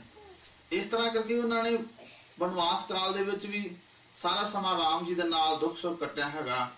ਤੇ ਉਸ ਤੋਂ ਬਾਅਦ ਭਗਵਾਨ ਵਾਲਮੀਕੀ ਆਸ਼ਰਮ ਦੇ ਵਿੱਚ ਜਦੋਂ ਕਿ ਰਾਵਣ ਰਾਜ ਜਿੱਤ ਕੇ ਸਾਰਾ ਕੁਝ ਦੇਖ ਕੇ 14 ਸਾਲ ਬਨਵਾਸ ਚ ਕੱਟ ਕੇ ਹੈਗੇ ਵਾਪਸ ਆਉਂਦੇ ਯੁੱਧਿਆ ਦੇ ਵਿੱਚ, ਤਾਂ ਸੀਤਾ ਜੀ ਦੇ ਮਨ ਦੇ ਵਿੱਚ ਰਾਵਣ ਦੇ ਪ੍ਰਤੀ ਬਹੁਤ ਸਤਿਕਾਰ ਸੀਗਾ ਕਿ ਮਹਾਰਾਜਾ ਰਾਵਣ ਸੀਤਾ ਜੀ ਨੂੰ ਇਹ ਕਹਿੰਦਾ ਸੀ ਕਿ ਦੇਵੀ ਲੜਾਈ ਮੇਰੀ ਔਰ ਰਾਮ ਦੀ ਹੈਗੀ। ਜਦੋਂ ਮੈਂ ਰਾਮ ਨੂੰ ਜਿੱਤ ਲਵਾਂਗਾ ਹੈਗਾ, ਫਿਰ ਤਾਂ ਤੂੰ ਇਸ ਰਾਜ ਦੇ ਯੋਗ ਹੈਗੀ ਹੈ। ਜੇਕਰ ਮੈਂ ਰਾਮ ਨੂੰ ਨਾ ਜਿੱਤ ਸਕਿਆ ਤਾਂ ਮੈਂ ਤੈਨੂੰ ਕੁਝ ਨਹੀਂ ਕਹਿਣਾ ਹੈਗਾ। ਇਸ ਕਰਕੇ ਰਾਵਣ ਨੇ ਸੀਤਾ ਤੇ ਡਿਊਟੀ ਜਿਹੜੀ ਸੀ ਉਹ ਆਪਣੀ ਭਰਜਾਈ ਦੀ ਲਾਈ ਹੋਈ ਸੀ ਦੀ, ਕਿਉਂਕਿ ਸੀਤਾ ਜੀ ਦੇ ਦੇਖਭਾਲ, ਸੀਤਾ ਜੀ ਦੀ ਹਰ ਤਰ੍ਹਾਂ ਦੀ ਕਿਸ ਦੀ ਜ਼ਰੂਰਤ ਹੈਗੀ। ਇਸ ਕਰਕੇ ਮਹਾਰਾਜਾ ਰਾਵਣ ਦਾ ਸੀਤਾ ਬਹੁਤ ਸਤਿਕਾਰ ਕਰਦੀ ਸੀ। ਇਸ ਕਰਕੇ ਰਾਵਣ ਦੇ ਪ੍ਰਤੀ ਸੀਤਾ ਦਾ ਬਹੁਤ ਅਦਬ ਸਤਿਕਾਰ ਕਰਦੀ ਸੀ ਰਾਵਣ ਦਾ ਸੀਤਾ। ਤਾਂ ਜਦੋਂ ਵਾਪਸ ਆਈ ਅਯੁੱਧਿਆ ਵਿੱਚ ਸੀਤਾ, ਤਾਂ 1 ਸਾਲ ਹੋ ਗਿਆ ਪੂਰਾ ਸੀਤਾ ਜੀ ਨੂੰ। ਲਵ ਜੀ ਦਾ ਜਨਮ ਹੋਣ ਵਾਲਾ ਹੈਗਾ। ਤਾਂ ਇੱਕ ਦਿਨ ਸੀਤਾ ਜੀ ਨੂੰ ਸ਼ਾਂਤਾ ਪੁੱਛਦੀ ਹੈਗੀ ਆ ਕਿ ਸੀਤਾ, ਰਾਵਣ ਕਿਸ ਤਰ੍ਹਾਂ ਦਾ ਸੀਗਾ? ਤਾਂ ਸੀਤਾ ਦੱਸਦੀ ਆ ਕਿ ਰਾਵਣ ਬਹੁਤ ਬਲਵਾਨ ਸੀਗਾ, ਬਲੀ ਸੀਗਾ। ਰਾਵਣ ਦੀ ਕੀ ਮੈਂ ਸਿਫਤ ਕਰਾਂ ਹੈਗਾ। ਰਾਵਣ ਇੱਕ ਬਹਾਦਰ ਸੀਗਾ, ਬੁਜ਼ਦਿਲ ਨਹੀਂ ਸੀਗਾ। ਮੈਂ ਅੱਜ ਵੀ ਰਾਵਣ ਦਾ ਉਹਨਾਂ ਸਤਿਕਾਰ ਕਰਦੀ ਹੈਗੀ ਆ। ਤਾਂ ਕਹਿੰਦੇ ਮੈਨੂੰ ਕੋਈ ਫੋਟੋ ਦਿਖਾ ਕੇ, ਬਣਾ ਕੇ ਦਿਖਾ। ਤਾਂ ਸ਼ਾਂਤਾ ਦੇ ਸਾਹਮਣੇ ਸੀਤਾ ਜੀ ਨੇ ਪੇਂਟਿੰਗ ਕਰਕੇ ਫੋਟੋ ਦਿਖਾਈ ਤੇ ਸ਼ਾਂਤਾ ਨੇ ਇਲਜ਼ਾਮ ਲਾਇਆ ਕਿ ਸੀਤਾ ਜਿਹੜੀ ਹੈਗੀ ਹੈ, ਇਹਨੂੰ ਰਾਵਣ ਅਜੇ ਵੀ ਨਹੀਂ ਭੁੱਲਿਆ ਹੈਗਾ। ਇਸ ਕਰਕੇ ਵੈਸੇ ਤਾਂ ਲੋਕ ਧੋਬੀ ਨੇ ਇਹਨੂੰ ਘਰੋਂ ਕਢਾਇਆ ਹੈਗਾ, ਪਰ ਨਹੀਂ, ਇਹਨੂੰ ਸ਼ਾਂਤਾ ਨੇ ਕਢਾਇਆ ਸੀ, ਰਾਮ ਦੀ ਭੈਣ ਨੇ ਹੈਗਾ। ਬੋਲੋ ਵਾਲਮੀਕੀ ਭਗਵਾਨ ਕੀ ਜੈ। ਸਤਿਗੁਰੂ ਗਿਆਨਨਾਥ ਮਹਾਰਾਜ ਕੀ ਜੈ। ਇਸ ਕਰਕੇ ਗੁਰੂ ਪਿਆਰੀ ਸਾਧ ਸੰਗਤ ਜੀ, ਸੀਤਾ ਮਾਤਾ ਬਹੁਤ ਪਰਮਾਤਮਾ ਸੀ, ਗੁਣਾ ਵਗਣ ਨੂੰ ਪਰਖਦੀ ਸੀ ਹੈਗੀ। ਇਸ ਕਰਕੇ ਜਿਨ੍ਹਾਂ ਨੇ ਸਮਾਜ ਵਿੱਚ ਚੰਗਾ ਕੰਮ ਕੀਤਾ ਹੈਗਾ, ਦੁੱਖ ਸੁੱਖ ਸਹਿ ਹੈਗੇ ਸਮਾਜ ਵਿੱਚ, ਤਾਂ ਹਮੇਸ਼ਾ ਅਮਰ ਰਹਿੰਦੇ ਹੈਗੇ। ਉਹਨਾਂ ਦਾ ਨਾਂ ਕੋਈ ਕਦੇ ਨਸ਼ਟ ਨਹੀਂ ਹੋ ਸਕਦਾ। ਅੱਜ ਵੀ ਦੇਖਿਆ ਤੇ ਮਾਤਾ ਸੀਤਾ ਜੀ ਦਾ ਲੋਕਾਂ ਦੇ ਵਿੱਚ ਇੰਨਾ ਸਤਿਕਾਰ ਹੈਗਾ ਜਿਸ ਨੂੰ ਇਗਨੋਰ ਨਹੀਂ ਕੀਤਾ ਜਾ ਸਕਦਾ ਹੈਗਾ। ਇਸ ਕਰਕੇ ਮੈਂ ਤੁਹਾਨੂੰ ਕੁਝ ਗੁਰੂ ਗਿਆਨਨਾਥ ਜੀ ਮਹਾਰਾਜ ਬਾਰੇ ਦੱਸਦਾ ਹੈਗਾ, ਕਿਉਂਕਿ ਸਤਿਗੁਰੂ ਗਿਆਨਨਾਥ ਜੀ ਮਹਾਰਾਜ ਨੇ ਵਾਲਮੀਕੀ ਤੀਰਥ ਤੇ ਵਾਲਮੀਕੀ ਆਸ਼ਰਮ ਦੇ ਵਿੱਚ ਜਿਹੜਾ ਦੁੱਖ ਸੁੱਖ ਕੱਟੇ ਹੈਗੇ ਉਹ ਵੀ ਭੁਲਾਏ ਨਹੀਂ ਜਾ ਸਕਦੇ ਹੈਗੇ। ਕਿਉਂਕਿ ਜਦੋਂ ਕਿ ਪਾਕਿਸਤਾਨ ਚੋਂ ਬਾਬਾ ਜੀ ਆਏ ਹੈਗੇ ਆ, ਕਿ ਪਾਕਿਸਤਾਨ ਸ਼ੇਖੂਪੁਰ ਦੇ ਵਿੱਚ ਬਾਬਾ ਜੀ ਨੇ ਸਤਿਗੁਰੂ ਬਾਬਾ ਮੁਨਸ਼ੀ ਨਾਥ ਜੀ ਮਹਾਰਾਜ ਕੋਲੇ ਕਾਫੀ ਸਮਾਂ ਸੇਵਾ ਕੀਤੀ ਹੈਗੀ, ਕਿ ਮਹਾਰਾਜ ਮੁਨਸ਼ੀ ਨਾਥ ਜੀ ਨੇ ਹੀ ਇਹਨਾਂ ਦੀ ਡਿਊਟੀ ਲਾਈ ਹੈਗੀ। ਕਿਉਂਕਿ ਮੁਨਸ਼ੀ ਨਾਥ ਜੀ ਦੇ ਬਾਬਾ ਤਾਂਦਰਾ ਨਾਥ ਜੀ ਤੇ ਬਾਬਾ ਟਾਲੀ ਨਾਥ ਜੀ 3-4 ਚੇਲੇ ਹੋਰ ਸਨ। ਤੇ ਜਿਹੜਾ ਪਾਕਿਸਤਾਨ ਵਾਲੇ ਡੇਰੇ ਦਾ ਇੰਚਾਰਜ ਸੀ ਉਹ ਸਤਿਗੁਰੂ ਬਾਬਾ ਤਾਂਦਰਾ ਨਾਥ ਜੀ ਦਿੱਤਾ ਗਿਆ ਸੀਦਾ ਹੈਗਾ। ਤੇ ਬਾਬਾ ਜੀ ਨੇ ਕੁਝ ਦਿਨ ਬਾਅਦ ਚੋਲਾ ਬਦਲੀ ਕਰ ਦੇਣਾ ਸੀਗਾ। ਤਾਂ ਉਹਨਾਂ ਜਿੰਨੇ ਆਪਣੇ ਚੇਲੇ ਸੀ ਬੁਲਾਏ ਹੈਗੇ ਵੀ ਤੁਸੀਂ ਸਾਰੇ ਮੰਗ ਕਰੋ ਕੀ ਕੀ ਤੁਹਾਨੂੰ ਚਾਹੀਦਾ ਹੈਗਾ। ਤੇ ਗੁਰੂ ਪਿਆਰੇ ਸਾਧ ਸੰਗਤ ਜੀ, ਕਿਸੇ ਨੇ ਡੇਰਾ ਮੰਗ ਲਿਆ ਹੈਗਾ, ਕਿਸੇ ਨੇ ਬਾਬਾ ਜੀ ਕੋਲੋਂ ਜ਼ਮੀਨ ਮੰਗ ਲਈ ਹੈਗੀ, ਜੋ ਵੀ ਕਿਸੇ ਨੇ ਮੰਗਿਆ ਬਾਬਾ ਜੀ ਦਿੱਤੀ ਗਿਆ ਹੈਗਾ। ਕਿਉਂਕਿ ਬਾਬਾ ਜੀ ਨੇ ਸਨ 1945 ਨੂੰ ਚੋਲਾ ਬਦਲੀ ਕਰ ਦੇਣਾ ਸੀਗਾ ਤੇ 45 ਚ ਹੀ ਬਾਬਾ ਜੀ ਨੇ ਵੰਡ ਕਰਤੀ, 1-2 ਮਹੀਨੇ ਪਹਿਲਾਂ ਹੈਗਾ। ਤੇ ਗੁਰੂ ਪਿਆਰੀ ਸਾਧ ਸੰਗਤ ਜੀ, ਬਾਬਾ ਗਿਆਨਨਾਥ ਜੀ ਨੂੰ ਬੁਲਾਇਆ ਗਿਆ ਹੈਗਾ, ਕਿਉਂਕਿ ਗਿਆਨਨਾਥ ਜੀ ਇਹਨਾਂ ਦਾ ਨਾਮ ਸਤਿਗੁਰੂ ਬਾਬਾ ਜੀ ਮੁਨਸ਼ੀ ਨਾਥ ਨੇ ਖੁਦ ਆਪ ਰੱਖਿਆ ਸੀਗਾ। ਕਹਿੰਦਾ ਬੇਟਾ, ਬਾਬਾ ਜੀ ਦੀ ਅੱਖਾਂ ਉਦੋਂ ਵੀ ਖਰਾਬ ਸਨ, ਕਾਫੀ ਘੱਟ ਦਿਸਦਾ ਸੀ ਬਾਬਾ ਜੀ ਨੂੰ ਉਦੋਂ ਵੀ, ਤੇ ਨਜ਼ਰ ਵੀ ਜ਼ਿਆਦਾ ਠੀਕ ਨਹੀਂ ਹੈਗੀ, ਤਾਂ ਕੁਛ ਮੰਗ ਲੈ ਮੇਰੇ ਕੋਲ ਹੈਗਾ। ਬਾਬਾ ਜੀ ਕਹਿੰਦੇ ਮੈਂ ਤੁਹਾਡੇ ਕੋਲ ਮਾਰੇ ਕੀ ਮੰਗਣਾ, ਤੁਸੀਂ ਸਾਨੂੰ ਆਪਣੇ ਚਰਨ ਨਾਲ ਜੋੜਿਆ ਹੈਗਾ, ਸਾਨੂੰ ਕਿੰਨਾ ਤੁਸੀਂ ਮਾਨ ਸਨਮਾਨ ਦਿੱਤਾ ਹੈਗਾ, ਅਸੀਂ ਕਿਸ ਯੋਗ ਸੀ, ਤੁਸੀਂ ਸਾਨੂੰ ਕਿਸ ਯੋਗ ਬਣਾ ਦਿੱਤਾ ਹੈਗਾ, ਤੇ ਸਭ ਤੁਹਾਡੀ ਕਿਰਪਾ ਹੈਗੀ, ਸਾਨੂੰ ਕੁਝ ਨਹੀਂ ਚਾਹੀਦਾ ਹੈਗਾ, ਸਾਨੂੰ ਬਸ ਆਪਣੇ ਚਰਨ ਨਾਲ ਜੋੜੀ ਰੱਖੋ, ਆਪਣੇ ਨਾਲ ਹੀ ਲਾਈ ਰੱਖੋ, ਇਹ ਦੁਆ ਤੁਹਾਨੂੰ ਕੁਝ ਨਹੀਂ ਚਾਹੀਦਾ। ਤਾਂ ਬਾਬਾ ਜੀ ਨੇ ਸਾਰਿਆਂ ਨੂੰ ਦੇ ਕੇ ਹੈਗਾ ਬਾਬਾ ਗਿਆਨਨਾਥ ਜੀ ਨੂੰ ਕਿਹਾ ਕਿ ਤੂੰ ਵਾਲਮੀਕੀ ਮੰਦਿਰ ਬਣਾ ਸਕਦਾ ਅੰਮ੍ਰਿਤਸਰ ਦੇ ਵਿੱਚ ਵਾਲਮੀਕੀ ਤੀਰਥ ਤੇ। ਤਾਂ ਉੱਥੇ ਇਹਨਾਂ ਨੇ ਕਿਹਾ ਸੀ ਮੈਂ ਉਹਨਾਂ ਦੀ ਰੋਟੀ ਨਹੀਂ ਖਾਊਂਗਾ ਹੈਗਾ ਜਿੰਨਾ ਚਿਰ ਵਾਲਮੀਕੀ ਮੰਦਿਰ ਨਾ ਬਣਾਓ। ਤਾਂ ਬਾਬਾ ਜੀ ਨੇ ਸਤਿਗੁਰੂ ਬਾਬਾ ਮੁਨਸ਼ੀ ਨਾਥ ਦੇ ਕੋਲੇ ਵਜ਼ਨ ਕੀਤਾ ਸੀਗਾ ਤੇ 12 ਸਾਲ ਦਾ ਵਰਤ ਰੱਖਿਆ ਸੀਗਾ ਤੇ 24 ਸਾਲ ਰੋਟੀ ਨਹੀਂ ਖਾਧੀ ਬਾਬਾ ਜੀ ਨੇ ਵਾਲਮੀਕੀ ਮੰਦਿਰ